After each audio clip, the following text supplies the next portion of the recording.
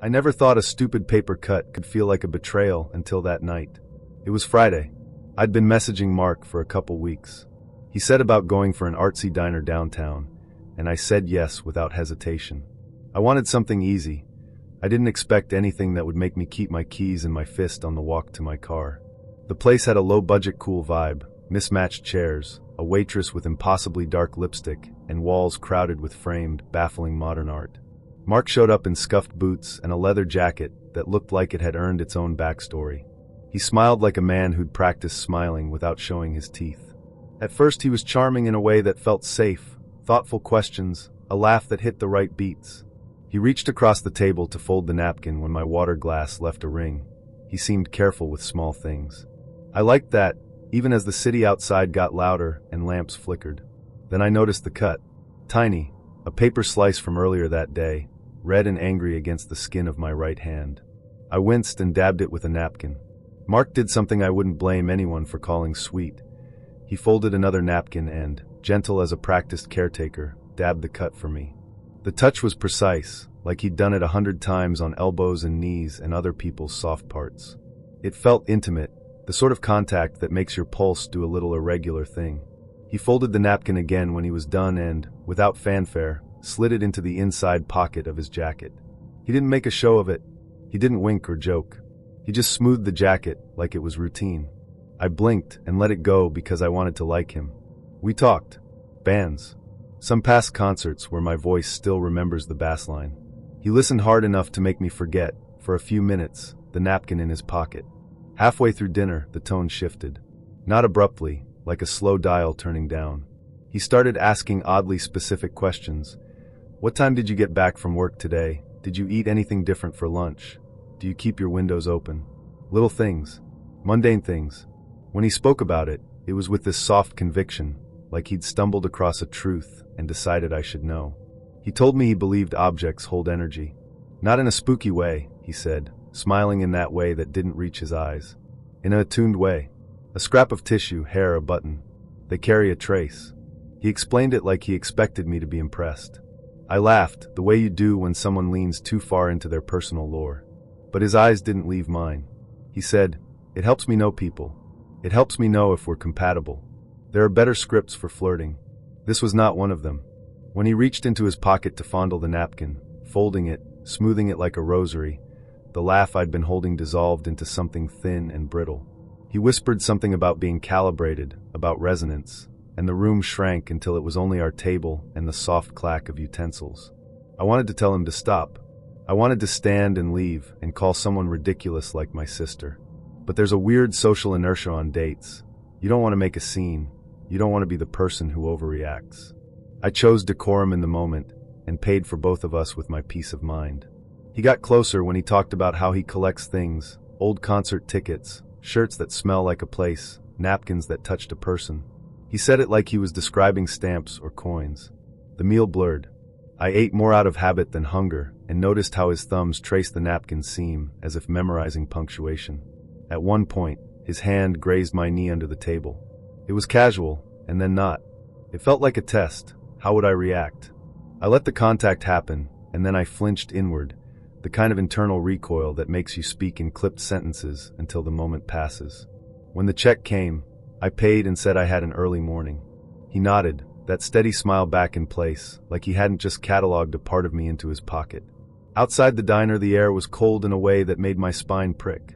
I walked faster than necessary to my car, locked the doors, and sat for a minute with both hands on the steering wheel, the image of him with the napkin folding itself into my head like some small, terrible ritual. That night I couldn't sleep. Every time I closed my eyes, I pictured him unfolding the napkin, holding my blood like a specimen. It seemed ridiculous and yet intimate enough to feel violating. The napkin was nothing, and the napkin had become everything. The next morning there was a hairline scratch along the edge of my phone case that hadn't been there before. I ran my finger along it until the skin of the pad of my thumb burned. Coincidence, I told myself. Or maybe the scratch had been there and I hadn't noticed. But after Mark's slow obsession, it felt like a tag, proof that he'd been closer to my world than he had any right to be. My name's Plibble, and I want to start this off by saying I'm not proud of what you're about to read. Actually, scratch that. I'm mortified. But if I don't tell the whole story, you're just going to think I'm some gullible buffoon with the brain power of a turnip. Which, to be fair, might not be far off. For 4 months, I thought I was talking to this gorgeous girl named Kazmira. She was 19, said she worked as a cleaner, and told me she'd just graduated. Meanwhile, I'm 24, working in IT support, and have the romantic experience of a block of unsalted butter. Never kissed a girl. Never dated anyone. Never even held hands with someone who wasn't related to me. I met Kazmira, met, on Tinder. We matched on a rainy Tuesday afternoon, and I remember thinking, finally, the gods of digital romance have thrown me a bone. I didn't ask for much.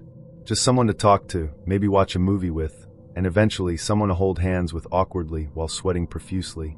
Our conversation started off pretty normal. She said she liked horror movies and pineapple on pizza. Red flag, I know.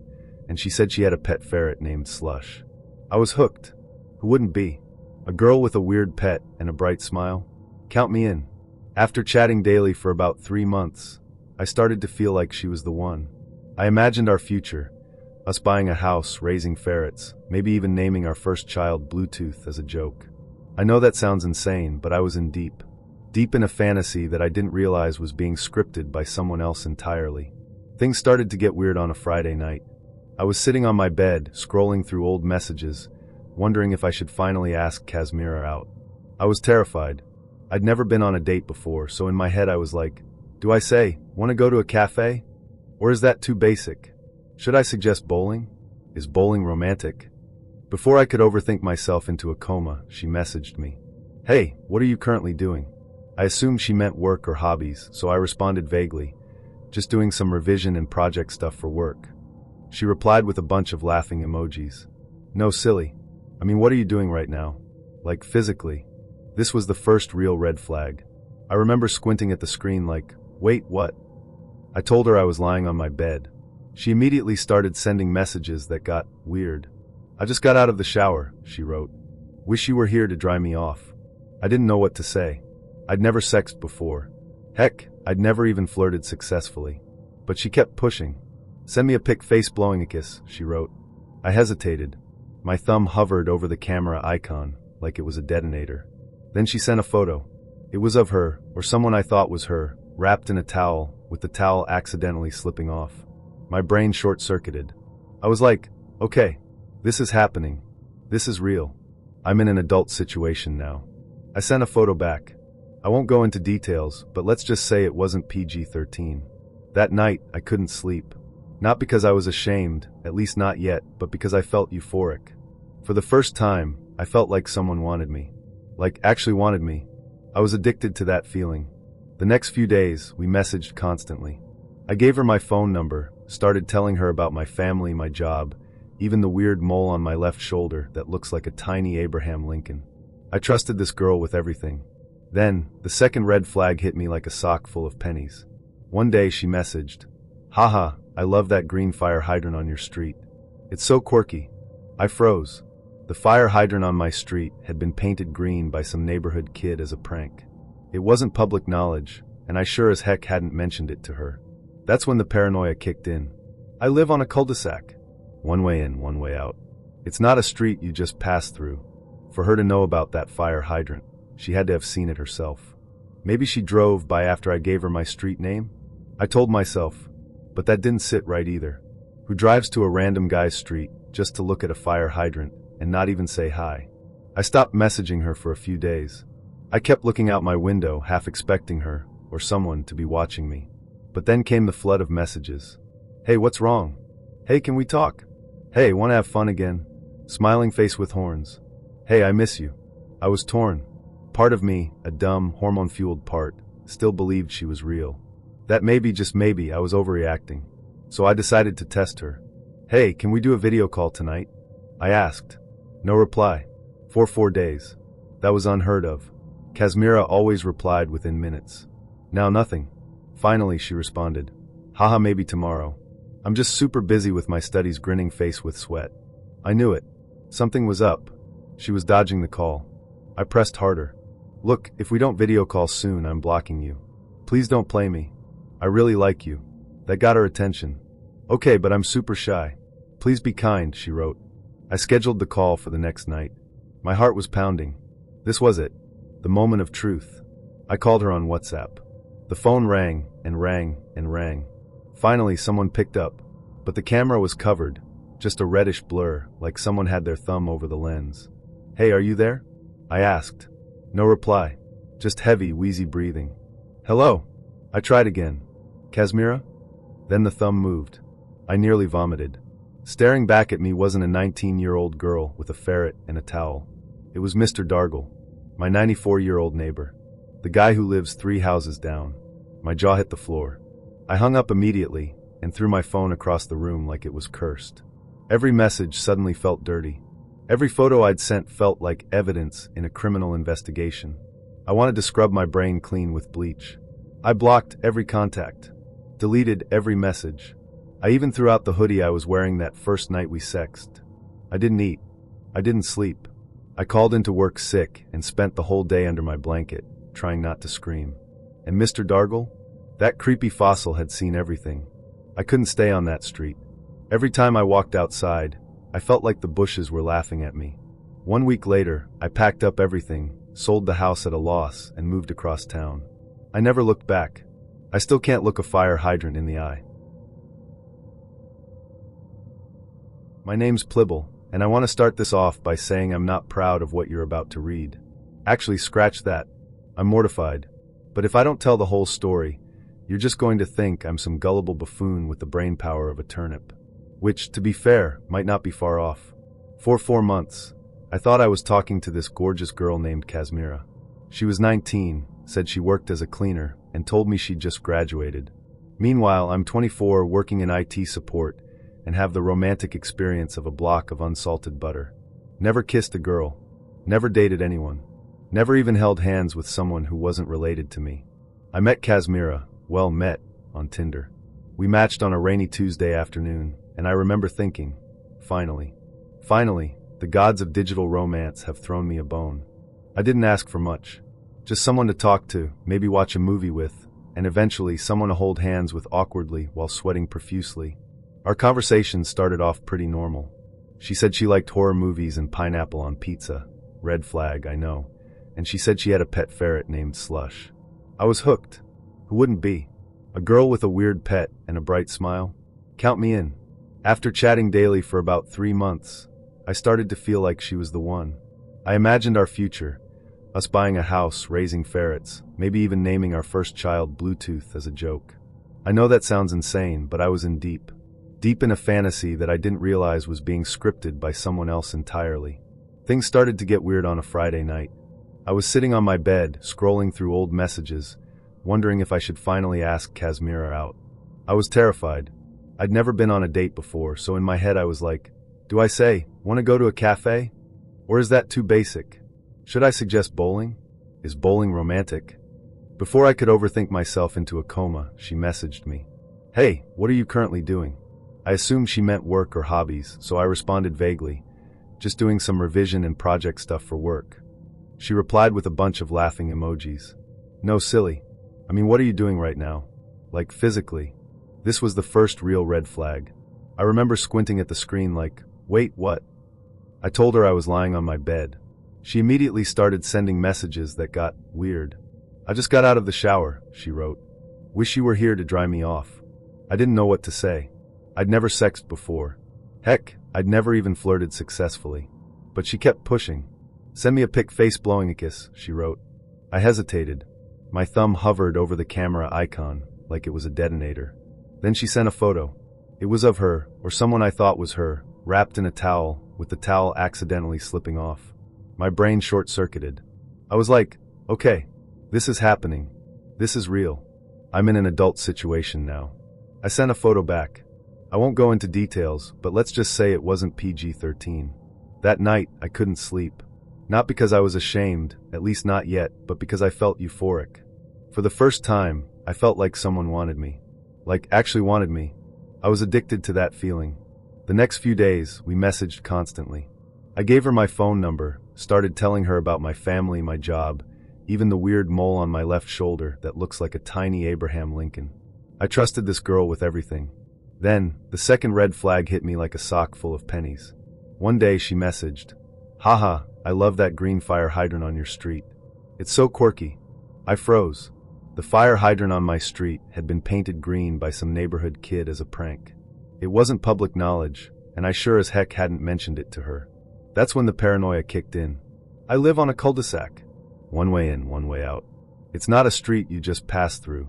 For her to know about that fire hydrant, she had to have seen it herself. Maybe she drove by after I gave her my street name? I told myself, but that didn't sit right either. Who drives to a random guy's street just to look at a fire hydrant and not even say hi? I stopped messaging her for a few days. I kept looking out my window, half expecting her, or someone, to be watching me. But then came the flood of messages. "Hey, what's wrong? Hey, can we talk? Hey, wanna have fun again? Smiling face with horns. Hey, I miss you." I was torn. Part of me, a dumb, hormone-fueled part, still believed she was real. That maybe, just maybe, I was overreacting. So I decided to test her. "Hey, can we do a video call tonight?" I asked. No reply. For 4 days. That was unheard of. Kazmira always replied within minutes. Now nothing. Finally, she responded. "Haha, maybe tomorrow. I'm just super busy with my studies," grinning face with sweat. I knew it. Something was up. She was dodging the call. I pressed harder. "Look, if we don't video call soon, I'm blocking you. Please don't play me. I really like you." That got her attention. "Okay, but I'm super shy. Please be kind," she wrote. I scheduled the call for the next night. My heart was pounding. This was it. The moment of truth. I called her on WhatsApp. The phone rang and rang and rang. Finally, someone picked up. But the camera was covered. Just a reddish blur, like someone had their thumb over the lens. "Hey, are you there?" I asked. No reply. Just heavy, wheezy breathing. "Hello?" I tried again. "Kazmira?" Then the thumb moved. I nearly vomited. Staring back at me wasn't a 19-year-old girl with a ferret and a towel. It was Mr. Dargle, my 94-year-old neighbor. The guy who lives 3 houses down. My jaw hit the floor. I hung up immediately and threw my phone across the room like it was cursed. Every message suddenly felt dirty. Every photo I'd sent felt like evidence in a criminal investigation. I wanted to scrub my brain clean with bleach. I blocked every contact, deleted every message. I even threw out the hoodie I was wearing that first night we sexted. I didn't eat. I didn't sleep. I called into work sick and spent the whole day under my blanket, trying not to scream. And Mr. Dargle? That creepy fossil had seen everything. I couldn't stay on that street. Every time I walked outside, I felt like the bushes were laughing at me. 1 week later, I packed up everything, sold the house at a loss, and moved across town. I never looked back. I still can't look a fire hydrant in the eye. My name's Plibble, and I want to start this off by saying I'm not proud of what you're about to read. Actually, scratch that. I'm mortified. But if I don't tell the whole story, you're just going to think I'm some gullible buffoon with the brain power of a turnip. Which, to be fair, might not be far off. For 4 months, I thought I was talking to this gorgeous girl named Kazmira. She was 19, said she worked as a cleaner, and told me she'd just graduated. Meanwhile, I'm 24, working in IT support, and have the romantic experience of a block of unsalted butter. Never kissed a girl. Never dated anyone. Never even held hands with someone who wasn't related to me. I met Kazmira, well met, on Tinder. We matched on a rainy Tuesday afternoon, and I remember thinking, finally, the gods of digital romance have thrown me a bone. I didn't ask for much. Just someone to talk to, maybe watch a movie with, and eventually someone to hold hands with awkwardly while sweating profusely. Our conversation started off pretty normal. She said she liked horror movies and pineapple on pizza. Red flag, I know. And she said she had a pet ferret named Slush. I was hooked. Who wouldn't be? A girl with a weird pet and a bright smile? Count me in. After chatting daily for about 3 months, I started to feel like she was the one. I imagined our future, us buying a house, raising ferrets, maybe even naming our first child Bluetooth as a joke. I know that sounds insane, but I was in deep in a fantasy that I didn't realize was being scripted by someone else entirely. Things started to get weird on a Friday night. I was sitting on my bed, scrolling through old messages, wondering if I should finally ask Kazmira out. I was terrified. I'd never been on a date before, so in my head I was like, do I say, want to go to a cafe? Or is that too basic? Should I suggest bowling? Is bowling romantic? Before I could overthink myself into a coma, she messaged me. Hey, what are you currently doing? I assumed she meant work or hobbies, so I responded vaguely, just doing some revision and project stuff for work. She replied with a bunch of laughing emojis. No, silly. I mean, what are you doing right now? Like, physically. This was the first real red flag. I remember squinting at the screen like, wait, what? I told her I was lying on my bed. She immediately started sending messages that got weird. I just got out of the shower, she wrote. Wish you were here to dry me off. I didn't know what to say. I'd never sexted before. Heck, I'd never even flirted successfully. But she kept pushing. Send me a pic face blowing a kiss, she wrote. I hesitated. My thumb hovered over the camera icon like it was a detonator. Then she sent a photo. It was of her, or someone I thought was her, wrapped in a towel, with the towel accidentally slipping off. My brain short-circuited. I was like, okay, this is happening. This is real. I'm in an adult situation now. I sent a photo back. I won't go into details, but let's just say it wasn't PG-13. That night, I couldn't sleep. Not because I was ashamed, at least not yet, but because I felt euphoric. For the first time, I felt like someone wanted me. Like, actually wanted me. I was addicted to that feeling. The next few days, we messaged constantly. I gave her my phone number, started telling her about my family, my job, even the weird mole on my left shoulder that looks like a tiny Abraham Lincoln. I trusted this girl with everything. Then, the second red flag hit me like a sock full of pennies. One day she messaged, haha, I love that green fire hydrant on your street. It's so quirky. I froze. The fire hydrant on my street had been painted green by some neighborhood kid as a prank. It wasn't public knowledge, and I sure as heck hadn't mentioned it to her. That's when the paranoia kicked in. I live on a cul-de-sac. One way in, one way out. It's not a street you just pass through. For her to know about that fire hydrant, she had to have seen it herself. Maybe she drove by after I gave her my street name? I told myself, but that didn't sit right either. Who drives to a random guy's street just to look at a fire hydrant and not even say hi? I stopped messaging her for a few days. I kept looking out my window, half expecting her, or someone, to be watching me. But then came the flood of messages. Hey, what's wrong? Hey, can we talk? Hey, wanna have fun again? Smiling face with horns. Hey, I miss you. I was torn. Part of me, a dumb, hormone-fueled part, still believed she was real. That maybe, just maybe, I was overreacting. So I decided to test her. Hey, can we do a video call tonight? I asked. No reply. For 4 days. That was unheard of. Kazmira always replied within minutes. Now nothing. Finally, she responded. Haha, maybe tomorrow. I'm just super busy with my studies, grinning face with sweat. I knew it. Something was up. She was dodging the call. I pressed harder. Look, if we don't video call soon, I'm blocking you. Please don't play me. I really like you. That got her attention. Okay, but I'm super shy. Please be kind, she wrote. I scheduled the call for the next night. My heart was pounding. This was it. The moment of truth. I called her on WhatsApp.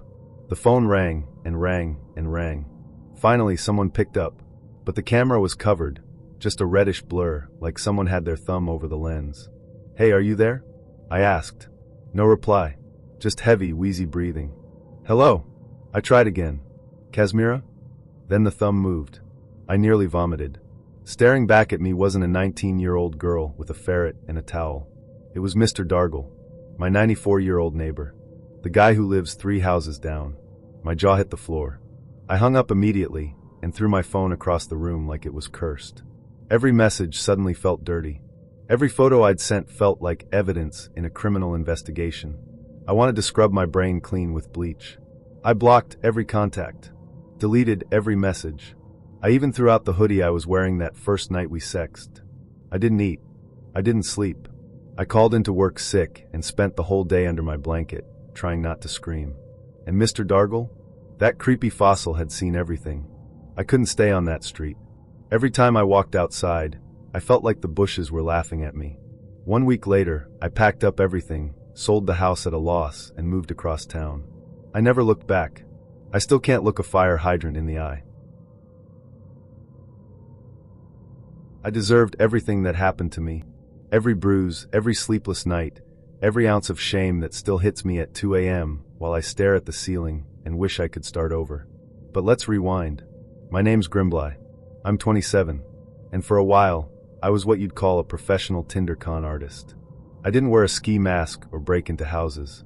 Nah, I was more subtle than that. My weapon of choice? Sympathy. I wasn't some rich guy playing games for fun. I was broke. Like, ramen for dinner 5 nights a week and stealing toilet paper from work broke. I lived in a studio apartment that smelled like mold and regret, and I had a negative balance in my bank account more often than not. But I had a gift. I knew how to talk to people. I knew how to make them feel seen, heard, special. So I crafted my Tinder persona, a down-on-his-luck guy with a soft heart and a tragic backstory. I kept it vague, just lost my job at a startup trying to get back on my feet, and let their imaginations do the rest. Most of the time, it worked. I'd match with kind-hearted women, the nurturing types, the ones who posted quotes about healing and had empath in their bios. We'd talk, I'd share my struggles, and eventually they'd offer to help. Sometimes it was $20, sometimes $100. Once, I got $500 just by saying I was going to be evicted. And then came Flirtisha. I still remember her profile. Long, wavy hair. Eyes the color of those blue raspberry candies that stain your tongue for hours. Her bio said, lover of books, dogs, and second chances. Jackpot. I swiped right and matched instantly. Our convo started like all the others, casual, flirty, harmless. She told me she worked in marketing. I told her I used to work at a tech startup that shut down unexpectedly. That was a lie, of course. I'd quit because my boss wouldn't let me vape inside. She was sweet, smart, kind, way out of my league. The kind of girl who apologized when someone else bumped into her. And I played the part perfectly.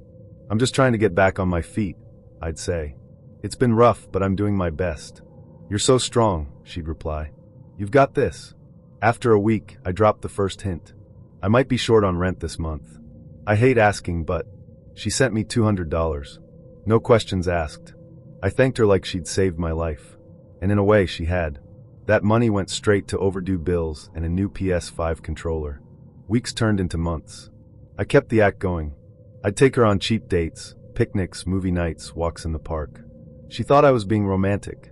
In reality, I was dodging anything that cost money. But something happened that I didn't expect. I started to like her. Like really like her. Her laugh made my chest feel less hollow. She'd send me memes at 2 a.m. and ask if I was okay when I didn't text back fast enough. For the first time, I felt seen in a way I didn't know I needed. But I couldn't stop. I couldn't tell her the truth. I was too deep. Then came the day she asked me to meet her parents. It's nothing serious, she said. Just dinner. They're excited to meet you. My stomach dropped. I tried to get out of it. I'm working late. I'm sick. My dog exploded. But she wasn't having it. Grimbly, please, she said. It would mean a lot to me. So I gave in. The evening of the dinner, I wore my cleanest hoodie and jeans that didn't have holes in them, well, not intentional holes. I even bought a $5 bouquet of flowers from a gas station. Her parents' house was this cozy little cottage-style place with a white picket fence and a garden that looked like it had been curated by fairies. Her mom, Mrs. Crundle, greeted me with a smile and a plate of lemon bars. Her dad was a different story. Mr. Crundle was a mountain of a man. 6 foot something, broad shoulders, beard like a lumberjack who wrestled bears for fun. And his eyes? They didn't blink. So, he said as we sat down for dinner, you say you used to work in tech? I nodded, trying not to choke on my spaghetti. Yeah, startup world. Fast-paced. Burnout culture, you know? He stared at me like he was trying to read my soul and didn't like what he saw.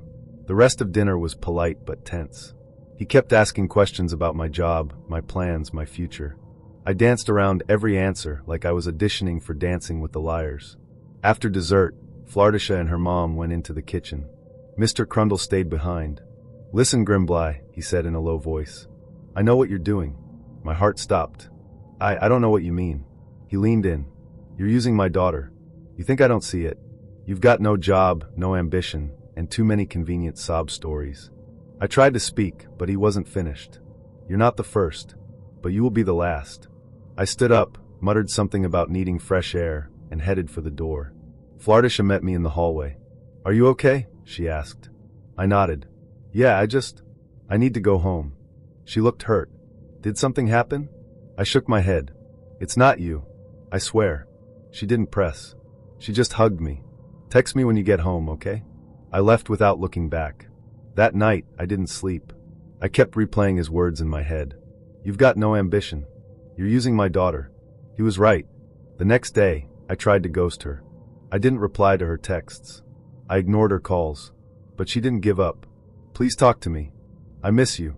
I just want to understand. Eventually, I cracked. I invited her over. She sat on my couch, hugging a pillow, eyes wide with worry. I told her everything. The lies. The money. The manipulation. She cried. Not the loud, dramatic kind. The quiet, heartbroken kind. Why me? She asked. I didn't have an answer. She left without saying goodbye. 2 days later, there was a knock on my door. Mr. Crundle. I barely had time to react before he shoved me back inside. You think this is over? He growled. Please. He slammed me against the wall. You break her heart and think you get to walk away? Then he punched me. Once. Hard. I crumpled to the floor, gasping. If I ever see you near her again, he said, I'll make sure you don't get up next time. Then he left. I lay there for a long time. Not just in pain, but broken. I deserved it. Every second of it. I stopped using Tinder. I deleted all my accounts. I got a job at a call center. Boring, low pay, but honest. I'm still paying off debts. Still trying to make things right. Some nights, I think about Flardisha, about how I destroyed something real because I was too selfish to stop. I hope she's okay, and I hope Mr. Crundle never finds out where I moved. Because if he does, well, let's just say I'm not great at dodging punches. I was sitting at the kitchen table, pretending to scroll through my homework notes, but really I was on Tinder. Across from me sat my mom, sipping tea and reading some article on her tablet, completely oblivious, or so I thought. I wasn't even sure why I was on the app. Boredom? Maybe loneliness? Probably both. I wasn't looking for anything serious, but I wasn't looking for a circus either, which is what I got when I matched with Mark. Mark was persistent. That's probably the nicest way I can put it. I hadn't replied to a single one of his messages, and yet, he sent me 40. Yeah, 40. One after another. Without a single word in return. Who even does that? They weren't even just hi or hey beautiful types of messages. They were full-on paragraphs, jokes, random facts about his day, and questions like, how tall are you? Do you like dogs? What's your favorite cereal? Want to go for a drive tonight? I'd normally block someone like that immediately, but something about it was amusing. Maybe it was the sheer absurdity of it that kept me from hitting the block button. I even counted the messages. That's how I know it was 40, because I literally scrolled back and tallied them like I was grading an exam. Eventually I gave in. I replied to his question about why I was on Tinder. Looking for a relationship, maybe a boyfriend, I wrote. Short and simple. He didn't reply immediately, which was hilarious considering how he'd been spamming me nonstop for the past 2 days. Instead, he went completely silent. 2 days later, exactly 48 hours actually, he replied. Oh, that's cool. Yeah, awesome. Do you think I'm hot? That was his response. After 2 days of silence. After 40 messages. Do you think I'm hot? I laughed so hard I nearly dropped my phone. I showed my best friend, Maya, and she snorted her drink out of her nose. He's a living meme, she said. I wasn't a cruel person, but I couldn't help myself. It became a game. I started replying with vague answers, just enough to keep the conversation going. It was something light-hearted to distract me from the stress of finals. Eventually, Maya matched with him too, on purpose, and started doing the same thing. We even made a group chat with screenshots of our conversations with Mark. It was harmless fun, or so we thought. There was something strangely robotic about Mark's messages. They all followed a pattern. He'd start with a question, then try to steer the conversation into hanging out, immediately. What are you doing now? Want to grab a coffee? Let's go for a walk. Always that day. Always right now. I ignored the invites, of course, and when I didn't reply fast enough, he'd panic. Did I say something wrong? You're ignoring me, aren't you? I knew it. I always mess things up. Then he'd flip again. Sorry, that was stupid. Let's start over. The guy was emotionally unstable, but we still didn't think he was dangerous. Not yet. I made the mistake of telling him I lived with my mom. Not the address, just that. I didn't think twice about it. It was a casual mention like, I can't talk now, my mom's calling me. That kind of thing. But then he started asking more personal questions. What part of town do you live in? What school do you go to? What's your last name again? I dodged them, giving vague answers or changing the topic. Still, he was persistent. Eventually, after dodging his latest invite to grab a drink right now, he snapped. The messages came in rapid bursts. You hate me, don't you? You never cared. No one ever does. Why do I even try? Should I just delete this app? I bet you're laughing at me. Was this all a joke to you? Then silence. For 3 days, nothing. I thought maybe he finally got the hint. Then came the message that changed everything. I will find you. Just those 4 words. No emojis. No context. No follow-up. I stared at it for a full minute before my brain accepted what I was reading. My heart started racing. I felt sick. I showed Maya, and she immediately told me to block him. But I didn't. I couldn't. Something about the way he said it. It wasn't a joke. It was a promise. I told my mom everything. I showed her the messages, the screenshots, the whole story. She flipped. Not just angry, terrified. She said we needed to call the police. I tried to calm her down, saying he probably wouldn't do anything, but deep down I was scared too. That night, I barely slept. I pushed my dresser across the door as a makeshift barricade. I knew it wouldn't stop anyone, but it made me feel a little safer. I didn't leave the house all weekend. I deleted Tinder, turned off location permissions, made my Instagram private, scrubbed everything I could think of. 3 days passed. Nothing happened. On the 4th night, I finally fell into a deep sleep. At 1:12 a.m., the doorbell rang. I shot up in bed, heart pounding so hard I thought it would explode. My room was dark, but I could see the soft glow of the hallway light under the door. Then it rang again, and again, and again. Ding dong, ding dong, ding dong. I couldn't move. I was frozen. My body refused to respond. I felt like I was watching myself from outside my body. I couldn't even scream. My mom's voice echoed from the hallway. Who the hell is ringing the bell this late? I tried to stop her. I tried to call out, but all that came out was a choked sob. My throat was closed. My chest felt like it was being crushed. She opened my door and saw me shaking, curled up in bed, the sheets soaked. I had wet myself, out of fear, something I hadn't done since I was a little girl. She rushed over, trying to calm me down, asking what was wrong. I couldn't even form words.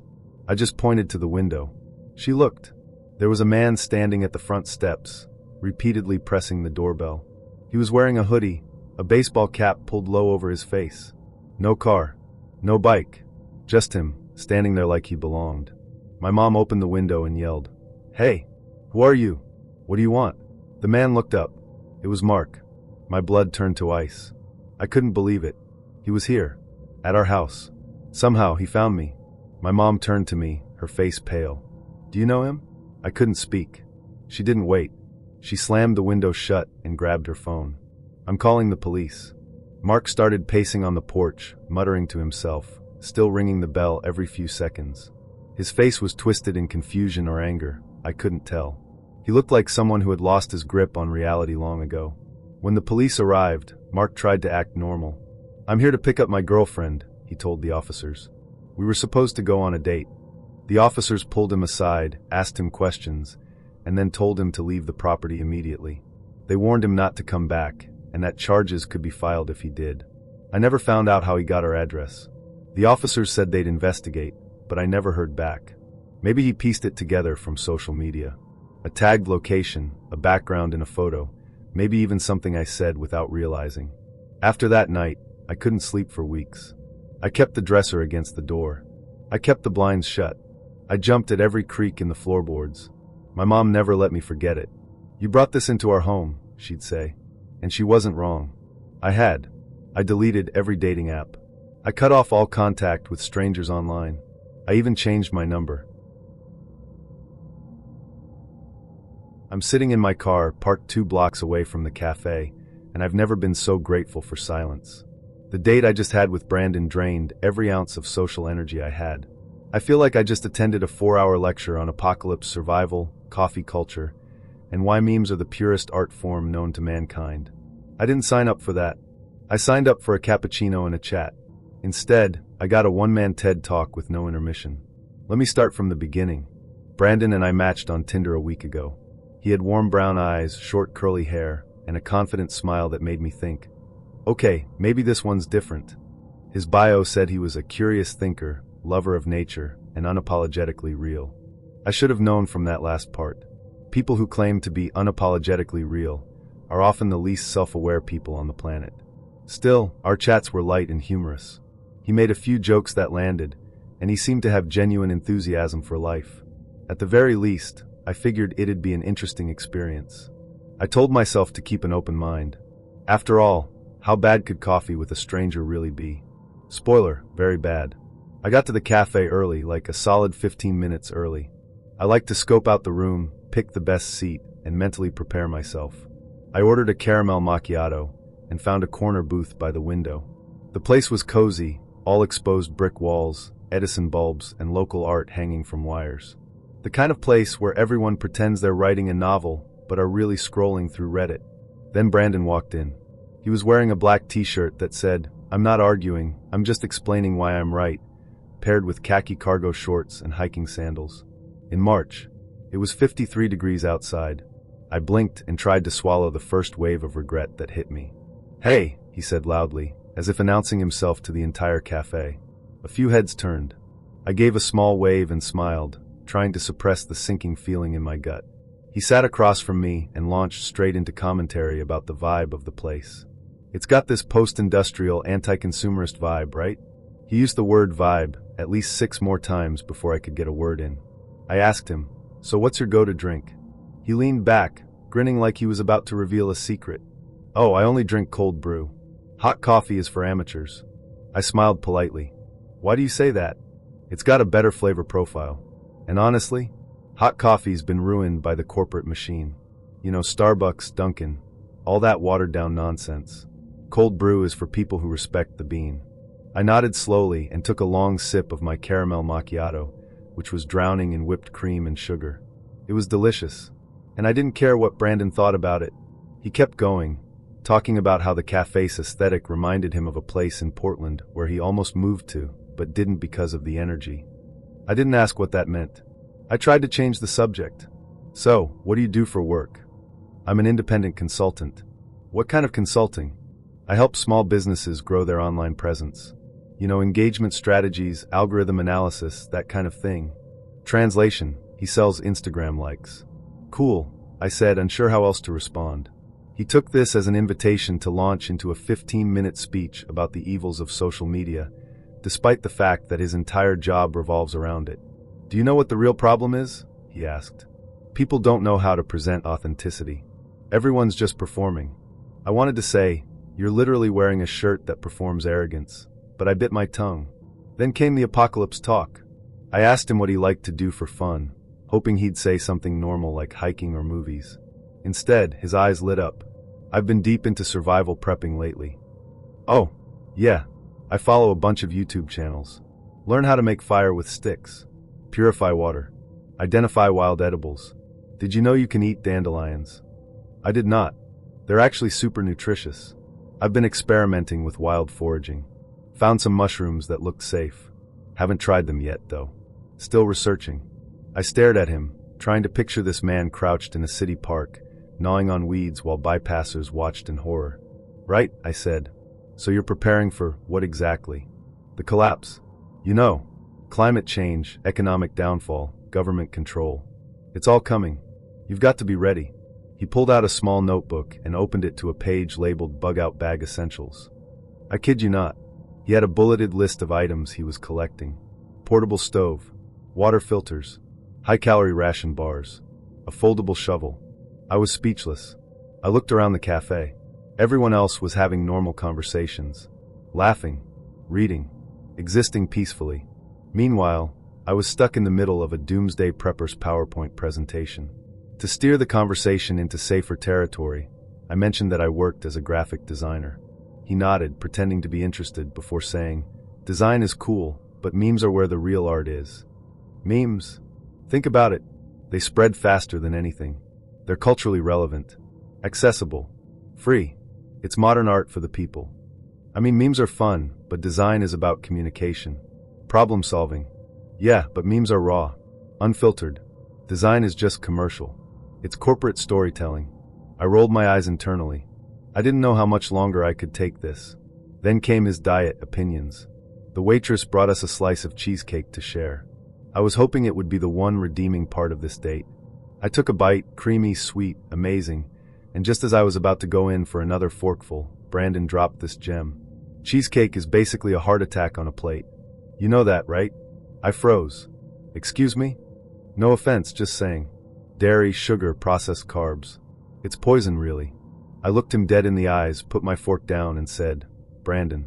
Shut up. He laughed, thinking I was joking. I wasn't. The date ended shortly after that. I told him I had to get home to finish a project. He offered to walk me to my car, but I declined. He insisted. I declined again. He finally got the message. Now here I am, sitting in my car, trying to process what just happened. My expectations were never high. I've been on enough Tinder dates to know better, but I still didn't expect to be lectured on the nutritional value of desserts and the symbolic power of memes. Brandon wasn't dangerous. He wasn't creepy. He was just insufferable and exhausting, and so far removed from reality that I felt like I needed to meditate for an hour just to balance myself again. Dating apps are wild. You never know what you're going to get. A stalker, a doomsday preacher, a guy who thinks cheesecake is a sin. Next time, I'm doing a video call first. If they can talk about bug-out bags for more than 60 seconds, I'm out. But here I am, 3 years later after that event, sitting in my modest apartment in Oaxaca, Mexico, and writing down the memory of the day I almost lost someone before I ever really had the chance to know her. It was the end of October, and the city was buzzing with preparations for Dia de los Muertos. The air was thick with the scent of marigolds, grilled meats, and sweet bread. Paper skeletons danced in the windows, and lanterns glowed with a haunting beauty. I had come to Mexico originally just to escape. The grind of work and rent in Austin, Texas had become unbearable. What started as a spontaneous trip turned into a permanent relocation. The city enchanted me with its colors, its people, and its rhythm. But after the honeymoon phase of my move wore off, the loneliness crept in like a slow fog. So I did what many of us do when we're feeling isolated. I downloaded Tinder. I wasn't expecting anything serious. Maybe some casual conversation, maybe a coffee date or two. But then I matched with Tina. Her profile was honest and unpretentious.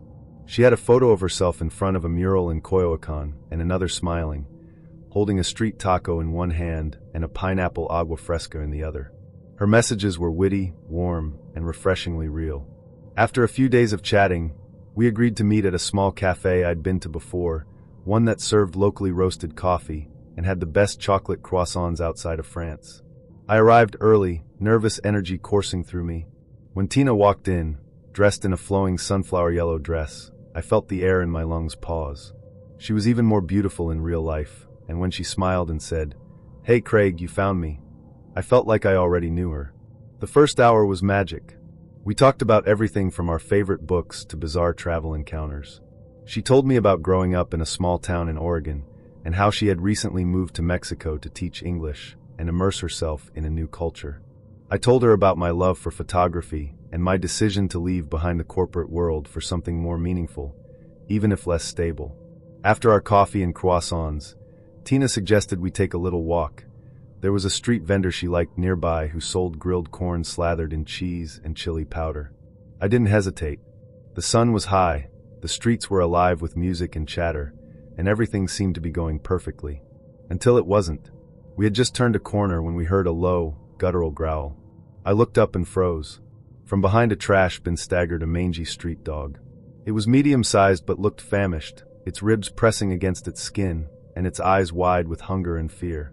It bared its teeth and snarled at us, saliva dripping from its mouth. Tina instinctively stepped back, but I remembered something from a travel safety blog. Don't run, don't move too fast. Still, the dog was already reacting. It lunged. I moved without thinking. I pushed Tina behind me and tried to shout and wave my arms in an effort to frighten the dog. The animal barked wildly, its eyes darting between us. I could feel Tina clutching the back of my shirt, her breathing rapid. Then the dog attacked.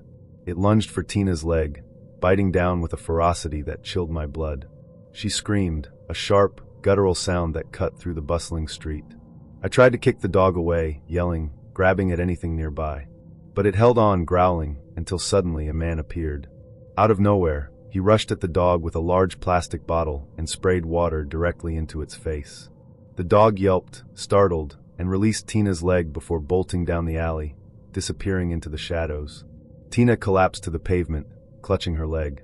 Blood seeped through her fingers, running down to her ankle. My heart slammed in my chest as I knelt beside her. Tina! Hey, stay with me. You're okay. You're okay. She was pale, trembling, her breath coming in short gasps. It bit me, she whispered, her voice thin with shock. I nodded, trying to stay calm. People were starting to gather. Someone offered me tissues. Another person pulled out their phone. I called a taxi using an app, but the first driver canceled when I mentioned there was blood. The second one was more cooperative when I promised to pay extra. At the hospital, the minutes blurred into hours. The waiting room was filled with murmurs, beeping machines, and the smell of antiseptics. Tina was taken in quickly, and I stayed by her side, holding her hand and brushing her hair back from her face. She was still crying, but quieter now, as though the reality of what had happened was only just sinking in. The doctor confirmed that the bite had punctured skin deeply, but there were no broken bones. He cleaned the wound, gave her a tetanus shot, and began a series of rabies vaccinations just to be safe. He smiled gently. She's going to be fine, he said in Spanish. I could have collapsed then and there from the relief. Tina was discharged later that evening, her leg bandaged and her spirits slightly lifted. I helped her into the cab and took her back to her apartment. She invited me to stay for a while, and I did. We sat in her living room, drinking chamomile tea, both in shock but grateful. I can't believe that happened, she said, shaking her head. It felt like something out of a nightmare. I nodded. Yeah, but I'm glad I was with you. I don't even want to think about what could have happened if you were alone. We didn't kiss that night. There was no romantic crescendo, just quiet understanding, and the kind of connection that forms when two people go through something terrifying and survive it together. Over the following weeks, we kept seeing each other. Slowly, the trauma of that day faded into the background, replaced by laughter, long walks, shared meals, and countless conversations. Tina fully recovered, though she still has a faint scar on her leg. Today, we sometimes joke that our first date was a literal dogfight. But underneath the humor is a shared memory that bonds us in a rare way, not just because of what happened, but because of how we responded to it. I was curled up on my couch, a half-eaten bowl of popcorn by my side, and my phone glowing in my hand. Outside, the wind rustled the branches against the windows of my small apartment in New Orleans. I'd just turned 31, and after months of dancing around the idea, I finally gave in and re-downloaded Tinder. I told myself it was just for fun. Just a few harmless chats, maybe even a date if someone decent came along. I wasn't expecting anything serious, certainly not love. But I also wasn't expecting fear, paranoia, or the kind of twisted rabbit hole I'd soon find myself falling into. That's how I met Ben, or at least, that's what he called himself. Ben's profile was well put together. He had 3 pictures, one of him at a coffee shop, another hiking in what looked like the Rockies, and a final one of him laughing with friends. His bio was short but charming. Coffee addict. Amateur poet. Always up for an adventure. He had that kind of everyman appeal, nothing overly flashy, just a nice, clean profile that made him seem grounded. We matched late on a Tuesday night, and he messaged me first. Just a simple, hey there smiling face with smiling eyes. It was harmless. We started talking, and the conversation flowed easily. Favorite books, worst vacations, favorite pizza toppings. He was funny, respectful, and even a little shy in a way that made me lower my guard. After a few days, Ben suggested we meet up for a drink. I said I'd think about it, not because I didn't want to, but because something about him didn't quite sit right. I couldn't explain it. It wasn't anything he said specifically. It was more about what he didn't say. His answers sometimes felt too polished, as though he was trying to play a role rather than just be himself. That night, I found myself going down a path I never expected. I started Googling things like Tinder trafficking statistics and online dating safety tips. I wasn't looking for validation, I was looking for peace of mind. Instead, I found stories that made my skin go cold. One article from a national safety group reported that dating apps like Tinder, Bumble, and Hinge had been increasingly exploited by traffickers. According to data from the National Human Trafficking Hotline, hundreds of cases had been linked to these platforms over the past decade. Young women, especially those between 16 and 25, were being targeted, not just in foreign countries, but in places like Florida, Ohio, and Louisiana. I kept reading. Some victims were lured in with promises of modeling gigs. Others were invited to exclusive parties, only to find themselves drugged and transported across state lines. There were stories of women who met men on dating apps, only to be isolated, manipulated, and eventually controlled, financially, emotionally, and physically. I started to panic. Ben had never said anything creepy. He hadn't pressured me or asked for anything inappropriate. But now every message from him made my stomach twist in knots. I remembered what my best friend Adele once told me. Your gut knows, listen to it. So I started doing some digging. I reverse searched his profile images. The hiking photo was a stock image. I found it on a travel blog from 2017. The coffee shop picture didn't show up anywhere else, but the third one, the group photo, was a dead end. No tags, no watermarks, just a blurry image that could have been taken anywhere. Still, I wasn't ready to accuse Ben of anything. Maybe he used a stock photo for aesthetic reasons. Maybe he was just shy about posting real images. But the unease wouldn't go away. Our chats continued for another day or two, and I kept things casual. Then one night, something changed. We were talking about our favorite childhood memories, and I mentioned how I used to ride my bike around the neighborhood until sunset. He responded with a message that made my heart skip. Funny, I can actually picture you doing that. Wearing a red hoodie, right? I froze. I had never mentioned the red hoodie. It was something I wore all the time as a kid, but it wasn't in any of my photos or social media. It was such an oddly specific detail that I didn't know how to respond. I typed, "Wait, how did you know that?" and stared at the screen waiting. His reply came a minute later. "Just a guess. You seem like the type." I didn't reply. Not that night. Not ever again. Instead, I started reading more survivor accounts. I found a subreddit dedicated to women who had encountered dangerous men through dating apps. Their stories were terrifyingly similar. Charming profiles, casual conversations, sudden shifts into creepy territory. In some cases, they never even made it to the first date. In others, they barely escaped with their lives. One story in particular stuck with me. A woman named Natalie had matched with a man who seemed perfect. They talked for weeks before he invited her to a dinner party. Fortunately, her roommate insisted on tagging along. When they arrived, it wasn't a party. It was a nearly empty house with two other men. She and her roommate managed to leave, but later she found out that the house was under surveillance for suspected trafficking activity. I couldn't sleep that night. I kept my phone under my pillow and double-checked the locks on my doors. I deleted Tinder, blocked Ben, and backed up all my messages. The next day, I filed a report on the app and submitted what I had found to a local advocacy group that tracks suspicious profiles. I don't know if Ben was dangerous. I'll never know. But that wasn't the point anymore. The point was that I had trusted my instincts and I was safe. Still, the experience changed me. I started volunteering with a local organization focused on digital safety for women. We held workshops, created checklists for safe online dating, and shared resources on how to identify red flags. I spoke with survivors, listened to their stories, and realized how incredibly lucky I was to get away with just a scare. It's strange how fast a day can turn.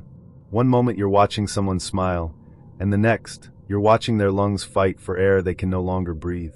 I never thought a first date could end with sirens and tears. But that's exactly what happened. My name is Emil, and I live in a small Nordic city where the skies are often cloudy and the coffee is always strong. I work as a systems analyst, which is a polite way of saying I spend most of my day in front of a screen, solving problems no one else understands. It's not glamorous, but it's steady. Predictable. Love, though? That's been anything but. I'd been single for 3 years. Not by choice. After my last relationship ended, mutual, but painful, I buried myself in work. The days bled into each other. Deadlines, meetings, frozen dinners. Rinse, repeat. I told myself I didn't need anyone. That solitude was strength. But the truth is, I was lonely. That's how I ended up on Tinder. I wasn't expecting much. Just someone to talk to. Maybe flirt. Maybe meet.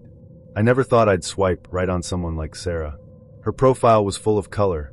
Painted murals, gallery exhibits, snapshots of old European towns. She was a visual artist, she said, and her bio read, "I draw what I feel. Sometimes it makes sense. Sometimes it's a mess. Like me." We started chatting one rainy Tuesday evening. Our conversation was effortless. She was clever, funny, and open. We talked about art, cities we wanted to visit, and our favorite kinds of bread. Hers was sourdough, mine was rye. She teased me for that. After 2 weeks of steady messaging, we decided to meet. Nothing fancy. Just a local cafe about 4 kilometers from my flat. A cozy place with big windows, warm lighting, and cinnamon pastries that made you forget the outside world. I was nervous. I picked out a sweater that didn't make me look too stiff, made sure my shoes were clean, and checked my reflection more times than I'd admit. I arrived 5 minutes late, which wasn't like me, but when I walked in and saw her standing by the counter, all nervous energy turned to awe. Sarah was even more beautiful in person. She had short auburn hair tucked behind one ear, silver rings on her fingers, and a calm presence that made the world around her seem slower. "Emile?" she asked, smiling. "Guilty," I replied. She insisted on buying the drinks. "My treat," she said, and I offered to get us pastries in return. We sat near the window, sipping coffee and sharing a strawberry tart that she said reminded her of summers in Bratislava. The conversation flowed like we'd known each other for years. She had a dry wit, and I found myself laughing more than I had in months. After an hour, she looked at me with a mischievous glint and said, "Want to go for a drive? I know a few cool spots around the city." I hesitated, not because I didn't want to, but because letting someone else take the lead was new for me. Still, I nodded. Her car was a small hatchback, nothing flashy. It smelled faintly of lavender and dog fur. She apologized for the mess, tossing a sketchbook and water bottle into the back seat. Before pulling out of the parking spot, she reached for an air freshener dangling from her mirror, a sleek silver canister. She sprayed it once, filling the car with a warm vanilla scent. I didn't think much of it at the time. We drove through the city, pointing out murals and buildings with odd architecture. Our conversation shifted from art to childhood memories, then to books we'd never finished. Sarah had a way of making even mundane things feel important. I remember thinking, this could be something. Then everything changed. We were turning down a quiet street near the riverbank when Sarah went silent mid-sentence. Her hands clenched the steering wheel, and she started blinking rapidly. "Sarah?" I asked. She didn't answer. Her breathing quickened, shallow and erratic. She brought one hand to her throat and gasped. I can't breathe." At first, I thought she was joking, some kind of weird prank. But then I saw her eyes, wide, terrified, locked on nothing. Her face had gone pale, and she was wheezing, struggling to suck in air. Panic surged through me. Hey, you're okay, just pull over, pull over." She managed to steer the car to the curb before her head slumped forward against the wheel. I jumped out, ran around to her side, and opened the door. She was clutching at her chest, her breath ragged and shallow. I had no idea what to do. "Sarah, are you having an asthma attack?" I asked. She nodded faintly. I fumbled for my phone and called emergency services. My hands were shaking so badly I almost dropped it. "Yes, she's having an asthma attack. She's barely breathing. We're on Lovgata, just past the river bridge. Please hurry." I threw the air freshener out the window, opened all the doors, anything to circulate air. I searched her bag for an inhaler, nothing. The glove compartment, empty. My heart was pounding. I could hear her struggling, her breath coming in awful, wheezy gasps. "Where is it? Where's your inhaler?" I asked, kneeling next to her. She managed to whisper, "Trunk." I bolted to the back of the car, opened it, and found a small blue bag. Inside was her inhaler. I ran back, placed it to her mouth, and tried to help her use it. But it didn't work. Her body was too weak. Her muscles weren't cooperating. The inhaler barely registered. I felt useless. "Come on, stay with me, Sarah. Just breathe. Please." She looked at me, eyes glassy, lips turning a terrifying shade of blue. I held her hand, whispered anything I could think of, memories from our chat, promises of pastries, anything to keep her anchored. And then silence. Her eyes rolled back. Her chest stopped moving. I thought she was gone. I screamed. I begged the universe to rewind time. I would have done anything, to take that moment back. Then I heard it, the distant wail of sirens. Relief and dread crashed over me like a wave. I ran into the street, waving frantically as the ambulance turned the corner. The medics jumped out, calm and surgical in their movements. "She's had a severe asthma attack," I shouted. "The air freshener, maybe allergic." They moved quickly, oxygen mask, injection, monitoring her vitals. I stood back, useless, trembling. One of the paramedics looked at me and said, "You did good. You found the inhaler. You kept her conscious. That helped." But it didn't feel like enough. They loaded her into the ambulance. I asked if I could come. They let me sit near the back, watching as they continued treatment. Her breathing stabilized little by little. Her color returned. Her fingers stopped twitching. In the hospital, I sat in the waiting room for 2 hours, replaying everything.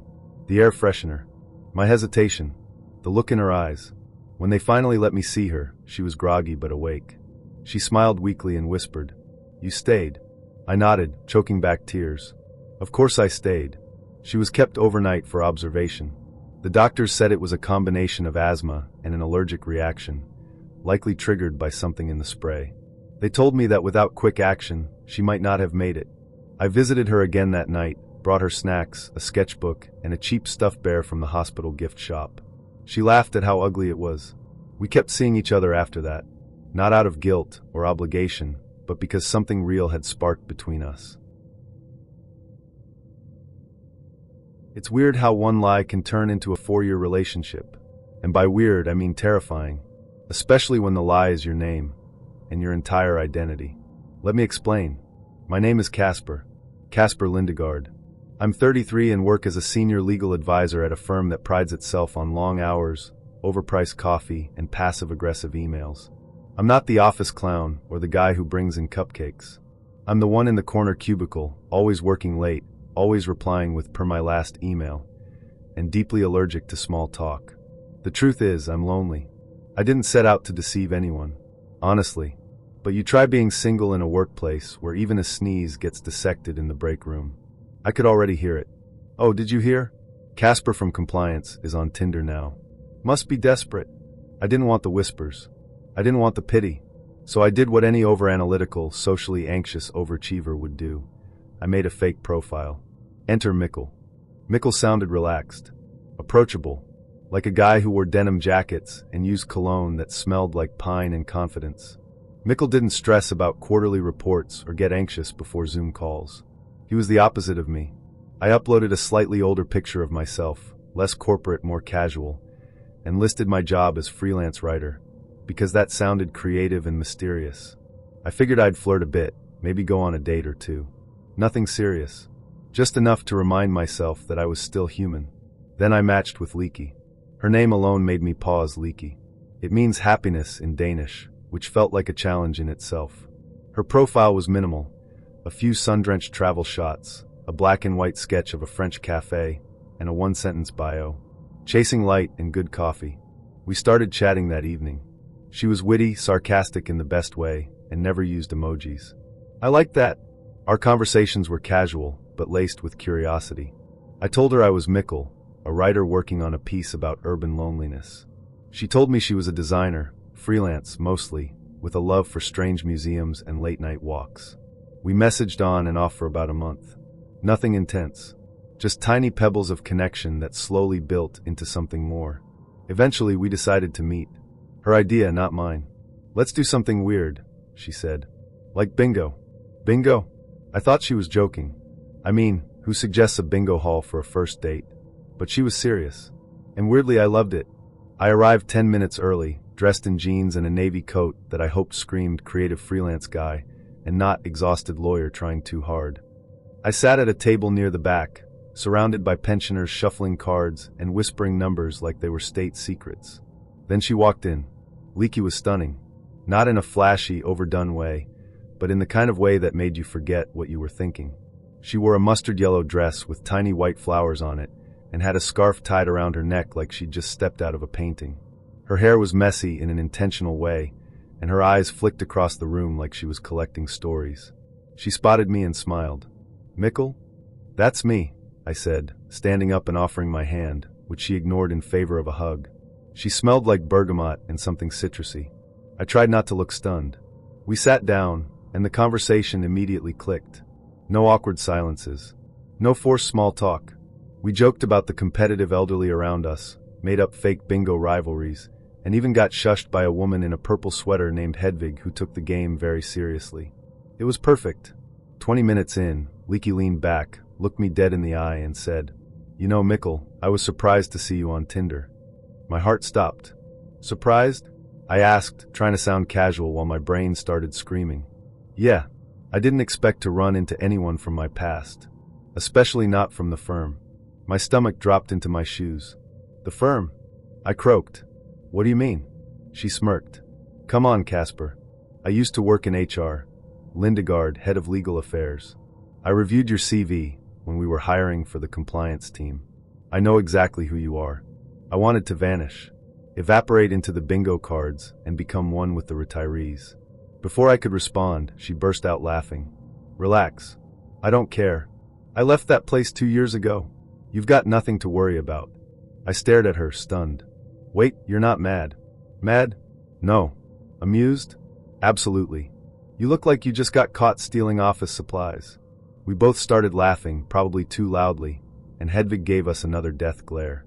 The rest of the night was surreal. We played bingo like it was an Olympic sport, won a plastic trophy labeled Best Couple, thanks to a suspiciously generous announcer, and ended up walking to a nearby taco truck around midnight. She took my hand without asking, just laced her fingers through mine like we'd done it 100 times before. I didn't pull away. Over greasy tacos and shared laughter, I told her the truth. About the fake name, the fear of judgment, the loneliness that had driven me to create Mikkel in the first place. She listened, didn't interrupt, just nodded slowly and said, You know, I kind of figured. No freelance writer talks that confidently about EU trade law. We both laughed again and something shifted. The lie was out and she stayed. That night, we sat in her car for almost an hour, talking about everything childhood, family regrets. She told me about her sister's wedding in Portugal and how she once spent a week in a Norwegian fishing village just to paint boats. I told her about the time I accidentally sent a confidential memo to the entire office and blamed it on a software glitch. We kissed just before she dropped me off. It wasn't cinematic. There were no fireworks. But it felt safe, familiar, like something I didn't know I'd been craving. That was the beginning. We dated for 4 years. For ridiculous, beautiful years. We argued about laundry and paint colors, and once about how to properly store cheese. But we also traveled to obscure museums, hosted terrible dinner parties, and made each other laugh until we cried. Eventually, the Mikkel thing became a running joke. Hey Mikkel, she'd say whenever I forgot to take the bins out. Mikkel wouldn't forget. We moved in together after a year. Adopted a cat named Soren. Grew into each other's lives like ivy on a wall. I still replay that night in my head, over and over, like a film reel stuck in a loop, refusing to let me move on. People say time dulls the edges of grief, but I don't think that's true. Not when the memory is so vivid, so painfully stitched into the fabric of your being, that even blinking feels like betrayal. It all started on a Sunday afternoon in late autumn. I was scrolling through my phone absent-mindedly, not really expecting anything to catch my attention. I didn't even use Tinder regularly. Months would pass without me opening the app, but something compelled me that day. Her name was Aliska. Unusual, like a forgotten melody you want to hear again. Her profile was sparse, but her photos were captivating. Something in her eyes hinted at depth, mischief, and maybe something broken. She messaged me first, bluntly. Drinks? No hello, no introduction. I remember raising an eyebrow and replying, How about a greeting first? Maybe a name, a how are you? She responded with a laughing emoji and said, Don't worry, I'm just direct. But okay, hi. How are you? That was the start of it. The first domino. We messaged back and forth for about a month. Her tone was always erratic. One moment we were talking about films. The next she was suggesting we go on a drive to smoke something or wander around abandoned buildings. I should have seen the flags. Hell, I did see them, but I ignored them. Maybe out of loneliness. Maybe out of hope. Being a single dad at 28 wasn't something I had planned. My ex, Daria, and I had known each other since childhood. We were practically raised side by side in the same Czech village. We started dating at 15, and I thought she was the one. We had Marek when we were just 23. Then, without warning, she left. No explanation, just a note and a hollow space where our family used to be. My parents speculated she had met someone else. I didn't ask. I didn't want to know. What mattered was that Marek stayed with me. He chose me. That counts for something, doesn't it? Anyway, back to Aliska. After a few weeks of inconsistent texting, I finally asked her out. She insisted on choosing the activity. I hesitated, knowing full well what she'd suggest. I wasn't wrong. She picked a nightclub downtown. A real one, she said, adding 3 fire emojis for effect. I should have said no. I paid €80 for a babysitter that night, a cost that made me wince. Aliska showed up at my door around 7 p.m. She wore a black leather jacket and a grin that hinted at trouble. Surprisingly, she was incredibly sweet with Merrick. She knelt to his level, asked about his favorite cartoons, and even complimented his toy dinosaur collection. For a moment, I let my guard down. Maybe I thought, this girl isn't as chaotic as she seems. We drove to the club together. I figured if things went south, I could always drive her home. I had the keys, after all. I had control, or so I thought. The moment we stepped into the club, I knew I had made a mistake. The place was loud, packed, and smelled like sweat, sugar, and stale beer. The male-to-female ratio was unbalanced. Clearly, this was a hunting ground for desperate men and chaotic women. Aliska moved through the crowd like she owned it. She waved at bartenders, hugged random people, and ordered 3 shots before I had even found a place to sit. Then she disappeared into the restroom. 10 minutes later, she emerged with flushed cheeks, twitching fingers, and a nose redder than a winter apple. She was sneezing uncontrollably and laughing like she hadn't a care in the world. I didn't want to believe what I was seeing. But I wasn't naive. I had seen this before, backstage at events, in green rooms, in alleyways behind venues. Cocaine. It was obvious. She knocked back drinks like water. I tried to pace myself with a cocktail, but she was already on her 5th by the time I finished mine. She took 4 more trips to the bathroom in the next 2 hours. Each time, she came back more disoriented, more fragile. I should have taken her home then. I should have dragged her out. But something held me back, some twisted sense of responsibility. I started seeing her not as a date, but as someone I needed to protect. She reminded me of a younger cousin I used to look after. Someone who didn't know how to say no. Someone lost. Around midnight, I told her we were leaving. Her eyes were glassy, but she nodded. Then she mumbled, "Toilet. One last time." I let her go. That's the moment that haunts me most. 15 minutes passed. I stood near the restroom, watching the door like a hawk. No sign of her. I asked a woman nearby to check if anyone was in the stalls. She came back pale, eyes wide. "There's a girl in the last stall. She's not responding." Panic. Screaming. Staff rushed in. Then medics. Then silence. They found her collapsed on the floor, unresponsive. No pulse. Not breathing. White powder on her sleeve and a baggie clutched in her fist. They tried everything. CPR. Adrenaline. A defibrillator. But she was gone before anyone even realized she was in trouble. They say she had been dead for nearly half an hour. The timeline made sense. I had been waiting outside that door for nearly 20 minutes. She must have collapsed almost immediately. The music kept playing in the background, a rhythmic, heartless beat that seemed to mock the gravity of what was happening. The club didn't stop. People still danced. Others whispered, recorded, gawked. I stood outside the women's restroom, numb, while they zipped her into a black bag and carried her past me. The last time I saw Aliska, she was full of chaotic energy, laughter, and danger. The next time, she was a lifeless weight in someone else's hands. Her parents reached out later. They didn't blame me. They said she had been struggling for years. Rehab. Relapses. A cycle that they had long grown exhausted from. They thanked me for trying to help her. Said she probably felt safe with me. But it didn't help.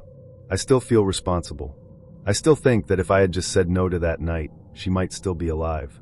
I deleted Tinder the next morning. I haven't opened it since. Merrick asked me that evening, "Papa, where's the lady with the shiny jacket?" I told him she had to go away. He nodded and went back to his toy dinosaurs. I held him a little tighter that night, and every night since. Today has been one of the hardest days of my life. I feel like I'm trapped inside a memory I didn't ask for, one that replays in flashes every time I close my eyes. I need to write this down before the details start to fade, even though part of me wishes I could forget it all. My name is Naomi. I'm 28, living in Minneapolis. I'm not the most outgoing person, but I like meeting new people when the moment feels right. That's what led me to try Tinder. A couple of my friends had met decent people on there, so I thought, why not? That's how I met Josh. His profile was simple but inviting. Photos of him hiking, grinning next to his golden retriever, and one where he looked out over a lake at sunset. He seemed thoughtful, grounded, and funny. We hit it off quickly, chatting every day, exchanging long messages that made me smile. He had a charm that snuck up on you. After a few days, he suggested we meet up for coffee. I agreed, feeling more excited than I had in a long time. The day of the date, I pulled on my favorite oversized sweater, leggings, and boots. The autumn air was crisp, with that kind of early chill that makes everything feel sharper. I arrived at the cafe early, but Josh was already there, standing with Max, his golden retriever, sitting loyally at his side.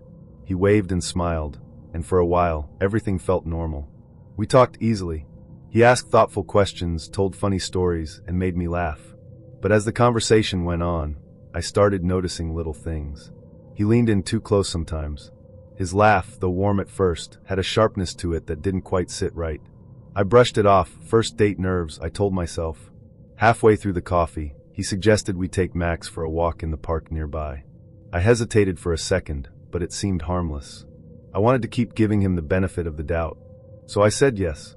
We walked beneath trees shedding golden leaves, the late afternoon sky fading into soft orange. It should have been peaceful, but something felt off. The further we walked, the quieter it got. No other walkers. No kids playing. Just us. Then it happened. 2 men appeared from the wooded area ahead of us.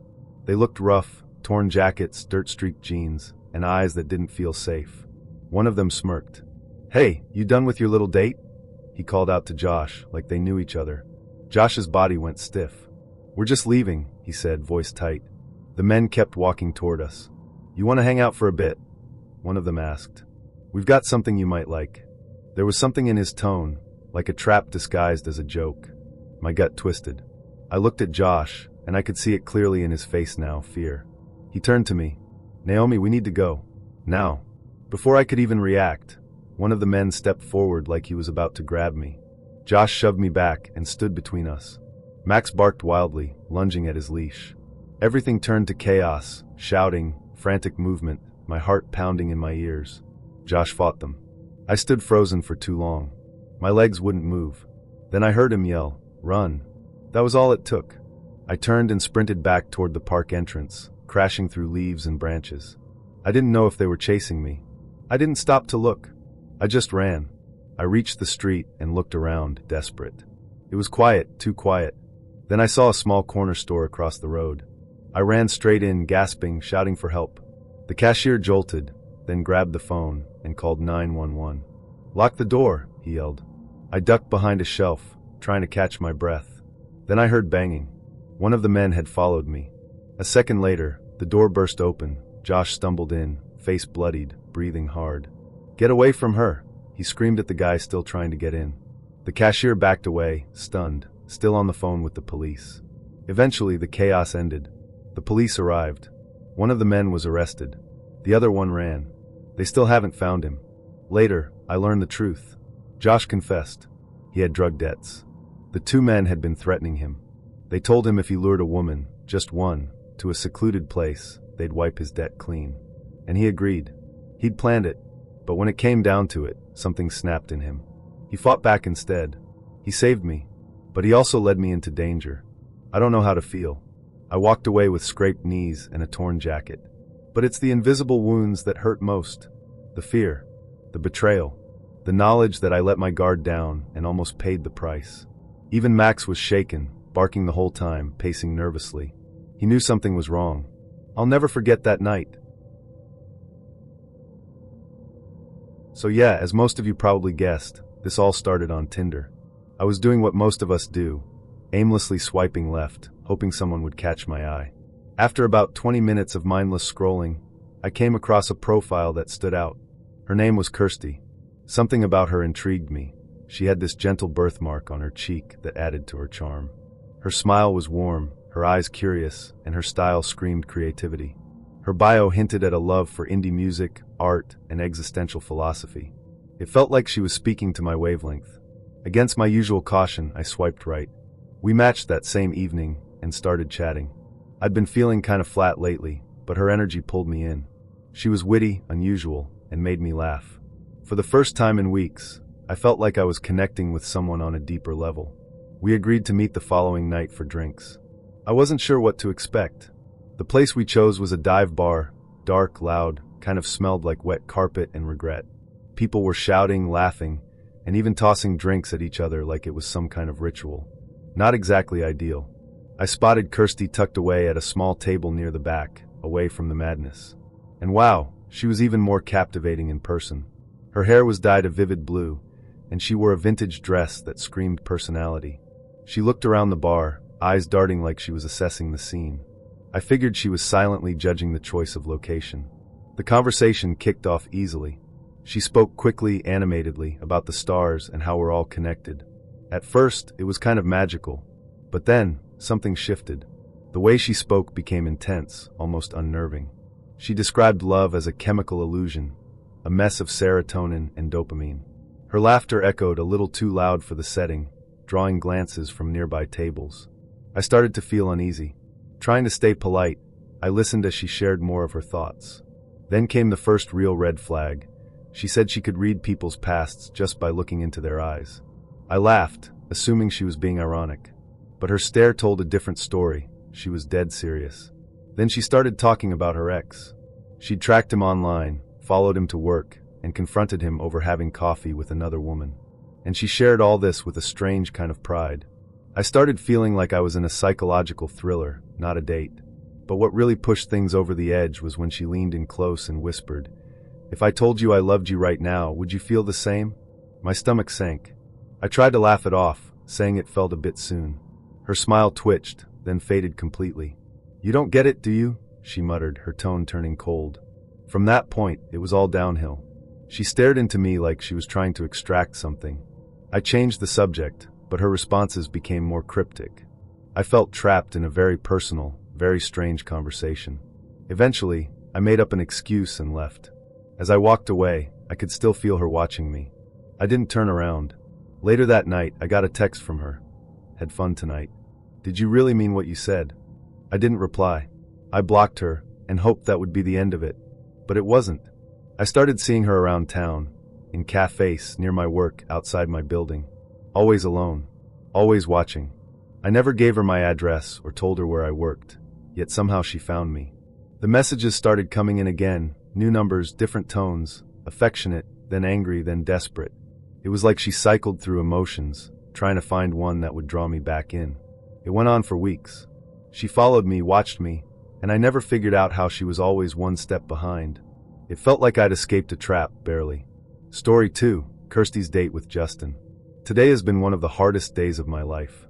I still can't process everything that happened. It feels like I'm stuck in a nightmare I can't wake up from. But I need to write it down before the details slip away. My name is Kirsty. I'm 28, and I live in Minneapolis. I've always been a bit introverted, but I try to stay open to new experiences. That's what led me to try Tinder. A few of my friends had found success on there, so I figured, why not? That's how I met Justin. He seemed great, warm smile, pictures of him hiking with his golden retriever, Max. We chatted for a few days, and I found myself genuinely looking forward to his texts. He made me laugh. He seemed thoughtful, attentive. When he suggested grabbing coffee at a local spot on Saturday, I agreed without hesitation. I wore my favorite oversized sweater and black leggings. It was one of those crisp fall days, cool, but not yet freezing. Everything felt right. Justin was already at the cafe when I arrived, Max at his feet. We talked easily about work, childhood memories, embarrassing stories. I started to relax. But then little things started to feel off. He leaned in too close. His laugh had this strange, sharp edge to it. I ignored it. First dates are awkward, right? After a while, he suggested we take Max for a walk in the park nearby. I hesitated, but it felt harmless. We strolled along the trail as the sun set, golden light spilling through the trees. It was beautiful, should have been peaceful. But there was a weird tension I couldn't shake. Eventually, we reached a quiet area of the park. No one was around. That's when two men appeared from deeper in the trees. They looked rough, worn clothes, bad energy. "Hey man, you done with your little date?" One of them called out, laughing. My stomach dropped. Justin's demeanor changed. He stood between me and the men, his voice calm but his hands trembling. "We're just leaving," he said. The men kept walking toward us. "You guys want to chill for a second? We've got something you might like," one said with a smirk. The tone wasn't friendly, it was threatening. Justin suddenly turned to me. "We need to go. Now." But it was too late. One of the men lunged at me. Justin shoved me back as they tried to grab me. Everything turned chaotic. Max barked furiously. I froze, completely paralyzed. Justin fought them off, yelling at me to run. I finally snapped out of it and bolted, sprinting through the park and out onto a quiet street. I screamed for help, desperate for someone, anyone, to hear me. I spotted a small corner store and ran inside, yelling for help. The cashier called 911 as I locked myself in the back room. Through the window, I saw Justin still fighting one of the men. The other had disappeared. Eventually, police showed up. One man was caught. The other vanished and hasn't been found since. Later, I learned the truth. Justin had drug debts. These men offered to clear them if he lured women into isolated spots. He'd agreed, but changed his mind at the last second and chose to protect me instead. You never really think that danger could be sitting across from you on a couch with popcorn in hand. I had been on a handful of dates in the past year. Most of them were uneventful, awkward at worst, boring at best. When I matched with Matthew on Tinder, I wasn't expecting anything extraordinary. His profile was clean, full of soft smiles, candid beach shots, and a photo of him petting a golden retriever. He looked like someone you could trust. We started chatting, and the back and forth felt natural. Matthew had a calm energy that put me at ease. He worked in logistics, loved indie films, and had a dry sense of humor that made me laugh at the most mundane things. After a week of messaging, we met for coffee, then dinner, then brunch. By the fourth date, he invited me over to watch a movie at his place. "We've done every cafe, gallery, and overpriced taco truck in the city," he said in a message. "Let's do something low-key." I agreed. It felt like the natural next step. Matthew lived in a modest two-bedroom apartment in a quiet neighborhood. The building was older, but his place was neat and filled with personal touches. Bookshelves packed with novels, Polaroids pinned to the fridge, and a faint vanilla scent in the air. He handed me a bowl of buttery popcorn and queued up a romantic comedy on his laptop, which he connected to the TV. The first half of the night was lovely. We laughed at all the right moments, and I felt more comfortable than I had on any other date in recent memory. He was attentive, kind, and stayed close enough to show interest, but not so close that it felt invasive. Then everything shifted. Halfway through the movie, Matthew got up to get us more drinks. The screensaver flashed on the TV, and I glanced over at his laptop, which was still open beside me. The screen hadn't locked. I wasn't snooping. At least, I hadn't meant to be. But something on the screen caught my eye, an open browser tab with a thumbnail image that didn't belong. It wasn't a movie or a music playlist. It looked like a figure, a person, covered in something dark. Curiosity got the better of me. I leaned in for a closer look. What I saw made my breath catch in my throat. There were several tabs open, some with headlines in Russian, others with blurred-out images of what appeared to be people in distress. One tab was paused on a photo of a person suspended by ropes, blood soaking their clothes, their face obscured but clearly human. I blinked, telling myself I was mistaken, that it was a horror movie still, or some kind of art project. But the more I looked, the more I realized these weren't fictional. These were photos, real people, real suffering. I quickly leaned back, heart thudding in my chest, just as Matthew returned with 2 glasses of soda. "You okay?" he asked, noticing my pale face. I swallowed hard and nodded. "Yeah, just the popcorn's salty." He chuckled and sat down beside me, oblivious to the horror swirling inside me. I tried to focus on the movie, but my eyes kept darting toward the laptop. I couldn't unsee what I'd seen. At one point, Matthew leaned closer and asked, "Are you cold? You're shivering." I forced a smile. "A little." He grabbed a blanket and draped it over my shoulders. I thanked him, but my voice trembled. My mind was racing, trying to make sense of everything. Maybe he stumbled across something on the dark web by accident. Maybe it wasn't his. Maybe. But no. That many tabs? That level of detail? This wasn't an accident. I needed to leave. "I should go soon," I said quietly. Matthew looked over, slightly surprised. "Oh, it's still early." "Yeah," I said, standing up slowly. "I just remembered I have an early appointment tomorrow." He paused. "I can drive you if you want." "No, it's fine. I'll take a car." The way his eyes narrowed made my stomach twist. "Natalie, is something wrong?" I hesitated. "No, just tired." He didn't press further. I picked up my jacket, trying not to let my hands shake. As I reached for my phone, I noticed he had closed the laptop. I put on my shoes with deliberate calm, said a quick goodbye, and stepped out into the night. The second the door shut behind me, I bolted down the stairs and around the corner. I didn't stop until I was far enough away that I could breathe. I ordered a rideshare and waited under a street lamp, checking over my shoulder every few seconds. I couldn't shake the image of those photos.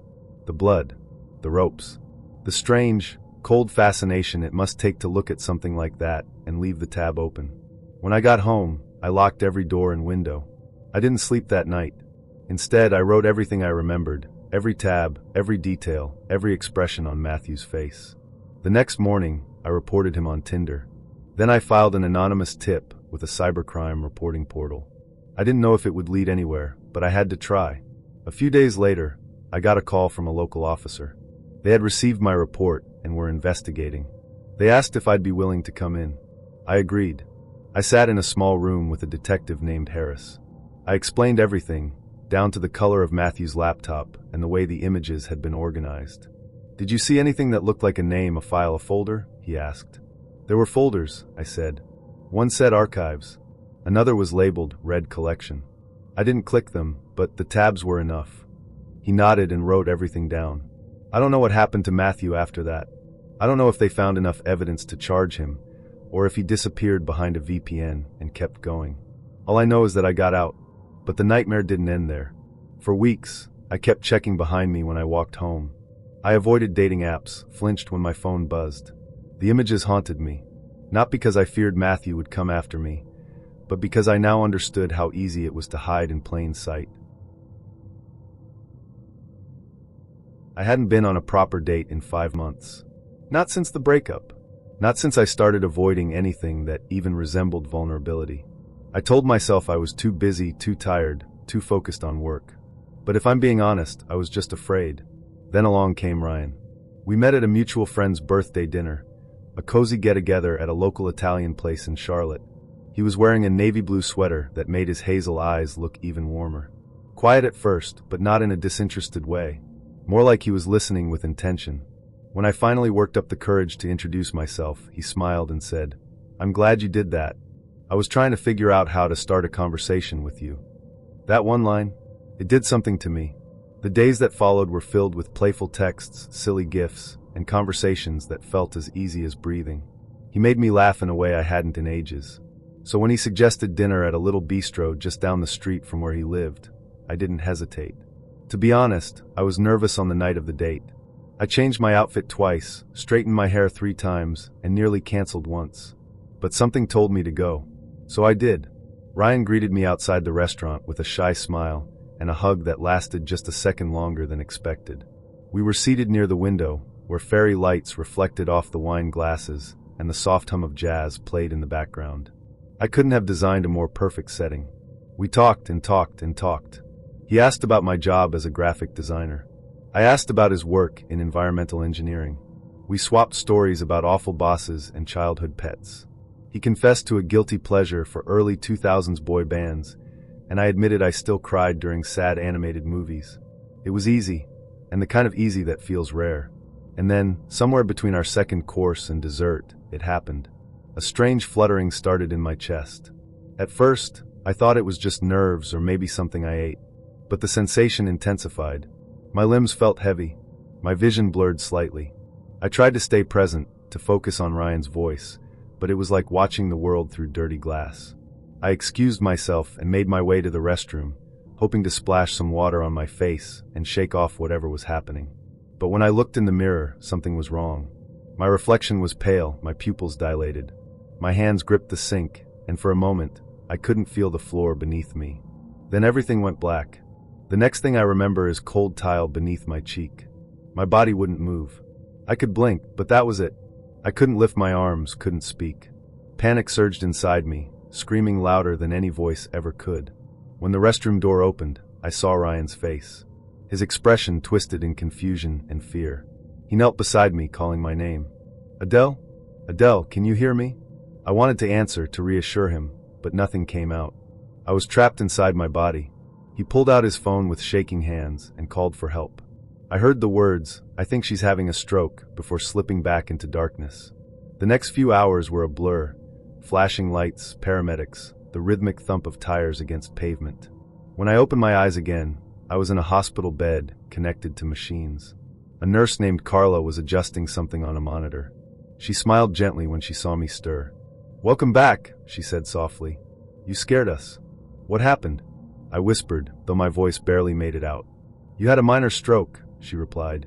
We're going to monitor you, but you're stable now. You're lucky. It could have been much worse. Her words didn't register immediately. A stroke? Me? At 29? I tried to sit up, but winced as a wave of dizziness washed over me. That's when I noticed the figure in the chair beside me. Ryan. Slouched forward, hands clasped, eyes red from lack of sleep. He looked up and gave me a small, tired smile. I'm so glad you're awake, he said. You had me terrified. You're still here? I croaked. He chuckled, a soft, nervous sound. Of course I am. Where else would I be? Tears welled up in my eyes. From fear. From relief.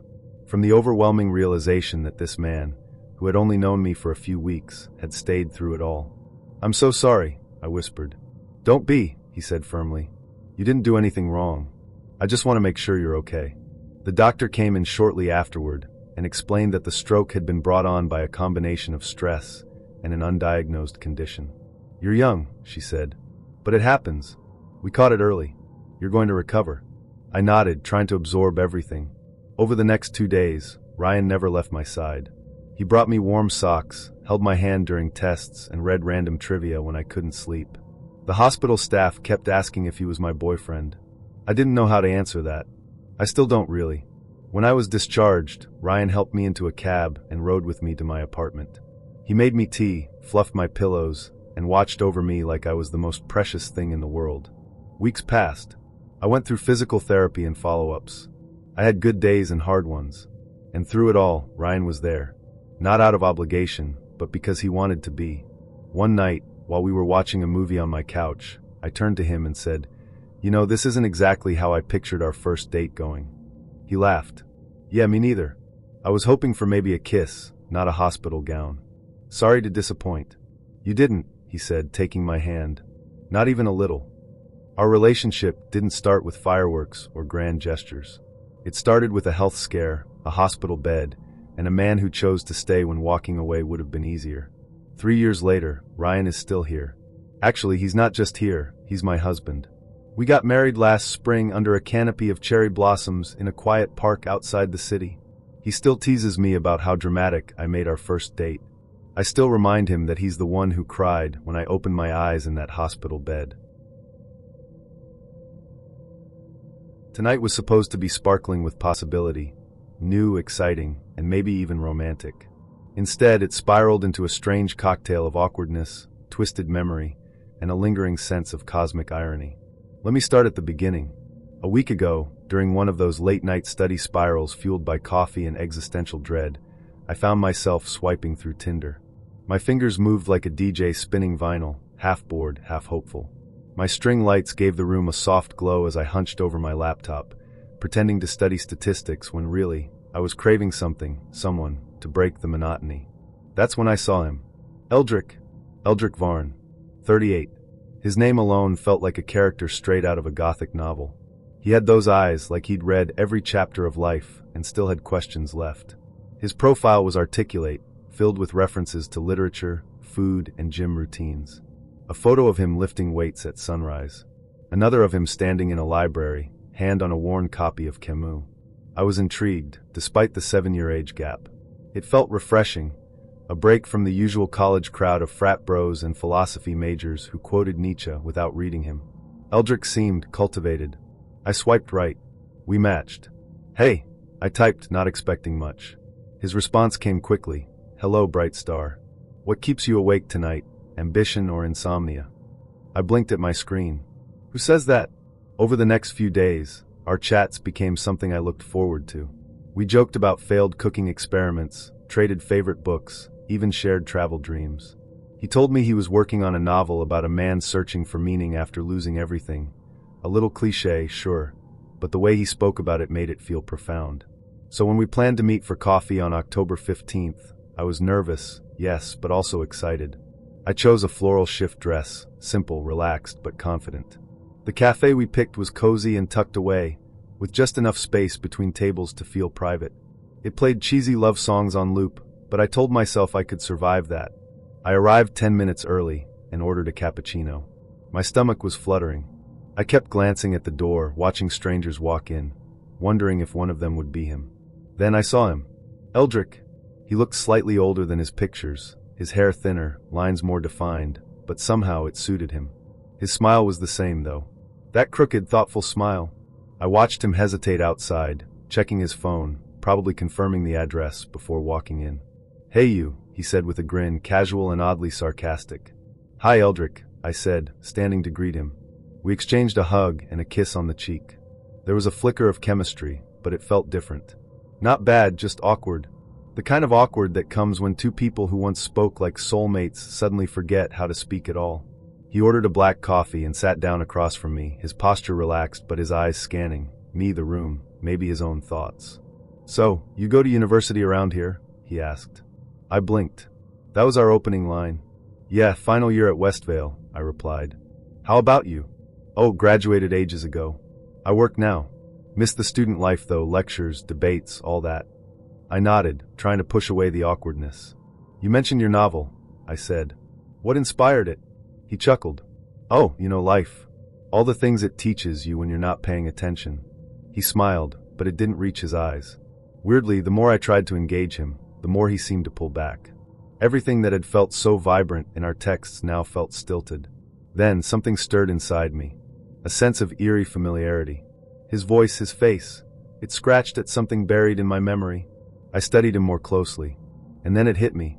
Eldrick Varn was Professor Varn, the external literature examiner who had absolutely torn apart my assignment 4 years ago. I remember the low mark, the cryptic feedback, the sting of feeling misunderstood. His comments had been filled with obscure literary references and academic jargon that made me question my entire grasp on the subject. At the time, I remember sitting with my professor, trying to decode the feedback and feeling like an idiot. Now here he was, sitting across from me, sipping coffee. There was no question. It was him. My heart started racing. Should I say something? Would it ruin everything? I tried to act normal. I really did. But then my mouth, that traitor, opened before I could stop it. "Do you remember critiquing a literature assignment back in 2018? Contemporary Lit, Westvale University." He blinked. I've marked a lot of papers over the years." I leaned in slightly. "Because I think you marked mine." The color drained from his face. "Oh." There was a pause. A long one. "I just recognized your name. And your voice. It took me a while." He tried to smile, but it was more of a grimace. "Well, that's interesting." I smiled tightly. "Interesting, yeah." Then he stood up. "I need to use the restroom." But I knew. He wasn't going to the restroom. He didn't even glance back as he walked out the door. I sat there, stunned. My cappuccino had gone cold. I wanted to scream at myself. Why did I bring it up? Why couldn't I just pretend not to know? Maybe we could have salvaged the date, had a few laughs, even ended on a high note. But no. I had to be the girl who reminded him of the time he destroyed someone's academic confidence. "Great job, Serafina." "Just fantastic." I paid the bill and left shortly after. Outside, the clouds had gathered, and the first drops of rain began to fall. I pulled my coat tighter and walked home, wondering how many other weird, tangled stories like this had started on Tinder. I met Sean on Tinder, a few weeks after I swore I was done with dating apps for good. I had a few bad dates on a row, so who can blame me? He was a charming young man, better than the rest I had seen prior. We met at a little tapas bar downtown, shared a plate of olives, and lingered long after the check was paid. I remember thinking he seems safe. That was the word I used when I texted my sister afterward. So when he asked to see me again, I didn't hesitate. We met at a cozy wine bar on a Thursday night. I wore a black wrap dress and my favorite, best boots. He was already at a table when I arrived, button-down shirt, sleeves rolled to the elbows, that same easy smile. "You look beautiful," he said, standing to greet me. "You clean up pretty well yourself," I replied, settling into the seat across from him. We ordered a bottle of red, the kind where neither of us could pronounce the vineyard, and fell into that easy rhythm again. He asked about my work, remembered the names of my roommates, even recalled my favorite kind of tea. I was impressed. Most guys forget everything between dates. About 40 minutes in, I excused myself to use the restroom. I left my drink half full on the table, my phone beside it. I didn't think twice. The hallway to the toilets was dim, lined with old framed photos of vineyards and dusty barrels. When I came out, a woman about my age was waiting outside the ladies' room. She looked up as I passed and said quietly, "Hey, sorry, this is weird, but are you with the guy at table 7? I blinked. Yeah." Her eyes were serious. "I think he put something in your drink when you left." I stared at her, frozen. "What?" "I was sitting at the bar. I saw him pull something from his coat pocket and drop it into your glass. It dissolved fast. I wasn't totally sure, but I work in a hospital. I've seen that kind of thing before." My mouth went dry. "Are you sure?" She nodded. "Not 100%, but sure enough that I wouldn't drink it." My heart was pounding so hard I could barely hear the music anymore. I looked past her, toward the entrance to the hallway. I could just make out our table. Sean was scrolling through his phone, drink untouched. I forced myself to breathe. "Thank you," I whispered. "Seriously." She touched my shoulder. "Be careful." I walked back to the table, trying not to show anything in my face. Trying not to scream. "Everything all right?" Sean asked, looking up with that same warm smile. "Yeah," I said, sliding into my seat. "Sorry. Long line." He lifted his glass. "Cheers to second dates." I hesitated, then smiled. "Cheers." I raised my glass, tilted it just enough to clink his, and set it down without drinking. My stomach twisted. I tried to act normal. I asked him about his weekend plans, pretended to laugh at his story about a dog park disaster, all while my mind raced. I needed to leave. I needed to get out of there. But I didn't want to tip him off. If that woman was right, I didn't know what this man was capable of. I told him I wasn't feeling great, that the wine was hitting me harder than expected. He offered to walk me home. I declined. He offered to call a car. I said I'd already ordered one. I left my glass half full. Outside, the air was cold. I walked fast, heart in my throat. I didn't call a car. I walked 4 blocks before ducking into a well-lit cafe and calling the police. I told them everything. They took it seriously. 2 officers arrived quickly. I described Sean, the bar, the woman who'd warned me. They said they'd send someone to talk to her too, if they could find her. I handed over the name of the wine bar, our table number, the waiter's name if I remembered it. They assured me they'd follow up. I never saw Sean again.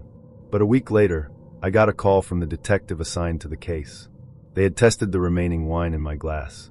There was something in it. A sedative, fast-acting, hard to detect, common in cases like this. The detective said Sean had left the bar shortly after me. They hadn't found him yet, but they were looking. That night haunted me for a long time. I think about the woman who warned me. I never got her name. I wish I had. She might have saved my life. I hadn't seen Tristan in over a year, not since he left me at a gas station at 2 a.m. with nothing but my phone and a dead battery. No goodbye, no apology, just the slam of a car door and the echo of my own disbelief. So when I saw his name show up on Tinder last week, my stomach twisted. But it wasn't him. Not directly. The profile belonged to Elliot, 30, dark hair, green eyes, a smile that felt too calculated. But the bio? Just looking for someone who doesn't run when things get messy. That was a Tristan thing. Word for word. He used to say it when I cried. I swiped right. We matched instantly. The conversation was short, mechanical. "Elliot, you look like someone I used to know." "Me. Maybe you still do." "Elliot, want to meet up? There's a bar off Holloway Street. The Lantern. 9 p.m. I hesitated. That place was half abandoned, barely holding on to its liquor license. But I needed closure, or something like it. When I arrived, the place was nearly empty. The bartender gave me a nod, barely looking up from his crossword. The clock behind him ticked louder than the music. 9:10, 9:20, 9:37. No Elliot. No Tristan. I felt the familiar sting of humiliation creep up my neck. My fingers hovered over my phone, ready to text, to confront. But the app froze. Then crashed. When I reopened Tinder, the match was gone. The profile? Deleted. I stood to leave, trying to shake off the embarrassment. But as I turned, the bartender called out, "You Emily?" I paused. "Yeah." He slid a small envelope across the counter. "Guy dropped this off earlier. Said you'd know what it meant." I opened it with trembling fingers. Inside was a photo, grainy, taken from a distance. It was me, sitting alone at the bar. Timestamped, 9:32 p.m. On the back, written in sharp, angry script, "Now you know how it feels. T." I dropped the photo. The room suddenly felt colder. The bartender was staring at me now, eyes unreadable. I backed away toward the door, heart pounding. Outside, the street was empty. Dark. Dead quiet. Except for the flicker of a lighter behind me. I spun around, but no one was there. Only the faint scent of his cologne. The one he wore when he left me behind. And somewhere, close but unseen, I swear I heard him laugh. I never thought I'd be on Tinder at 66. But grief changes you. Loneliness changes you. It had been almost 3 years since my husband, Thomas, passed. Cancer. Quiet, cruel, and fast. After he was gone, the house felt like a museum of echoes. Rooms filled with silence. A sink that stayed empty. A bed too large. My children, grown and scattered across states, had suggested I try meeting people online. You don't have to fall in love, my daughter said. Just talk to someone. So, on a rainy Tuesday afternoon, I downloaded the app. Navigating it was awkward. The swiping felt juvenile, the profiles a blur of toothy smiles and vague bios. Still, I persisted. Maybe I just wanted to be seen again. Then I matched with Selim Vire. His name sounded like a character out of a novel, mysterious, romantic. He was 52, a photographer who traveled where light and stories met. His pictures were stunning. Himalayan peaks, desert ruins, a black and white image of a crow in flight. He messaged me first. "You remind me of someone from a dream I once had," he wrote. I laughed out loud. It was absurd, but it was also flattering. We talked every day after that. He told me about his travels, about chasing sunsets from Morocco to Mongolia. He asked about my life, my kids, my favorite kind of tea. His messages were poetic, thoughtful. He made me feel interesting again, like someone worth listening to. He never asked for anything. Not at first. Then a few weeks in, he sent me a photo of a shattered camera lens. "Dropped it during a storm in Buenos Aires," he said. "I'm devastated." I sympathized. Said I hoped he had insurance. He joked, "I wish. But freelancers like me don't always get the safety net." Another week passed. We were talking about meeting someday, maybe in Charleston, where I'd spent part of my childhood. And then he said it. "I hate to ask, Joe, but I need help. Just a little. Enough to repair the lens. I'll pay you back as soon as the next client pays. Promise." I hesitated, but I sent the money. Not a fortune. Just $1,200. Enough to feel nervous about, but not enough to admit I was being foolish. He thanked me with such warmth, such sincerity, that I believed him. I wanted to. He sent more photos, of a new lens, of the sunrise in Patagonia, of a sketch he'd drawn of me from memory. It looked nothing like me, but I cried anyway. Then, 2 weeks later, he vanished. No messages. No profile. Gone. I checked my bank app. The transfer had gone through. I messaged. Waited. Googled his name. Found nothing. No photographer. No exhibitions. Just silence. I sat at my kitchen table that night, staring at my untouched cup of chamomile tea, feeling like the world had played a cruel joke on me. It wasn't just the money. It was the feeling of being seen. The illusion that someone wanted to know me again. I didn't tell my kids. I couldn't bear to see that look on their faces. Pity. Disappointment. The quiet "I told you so" they'd never say out loud.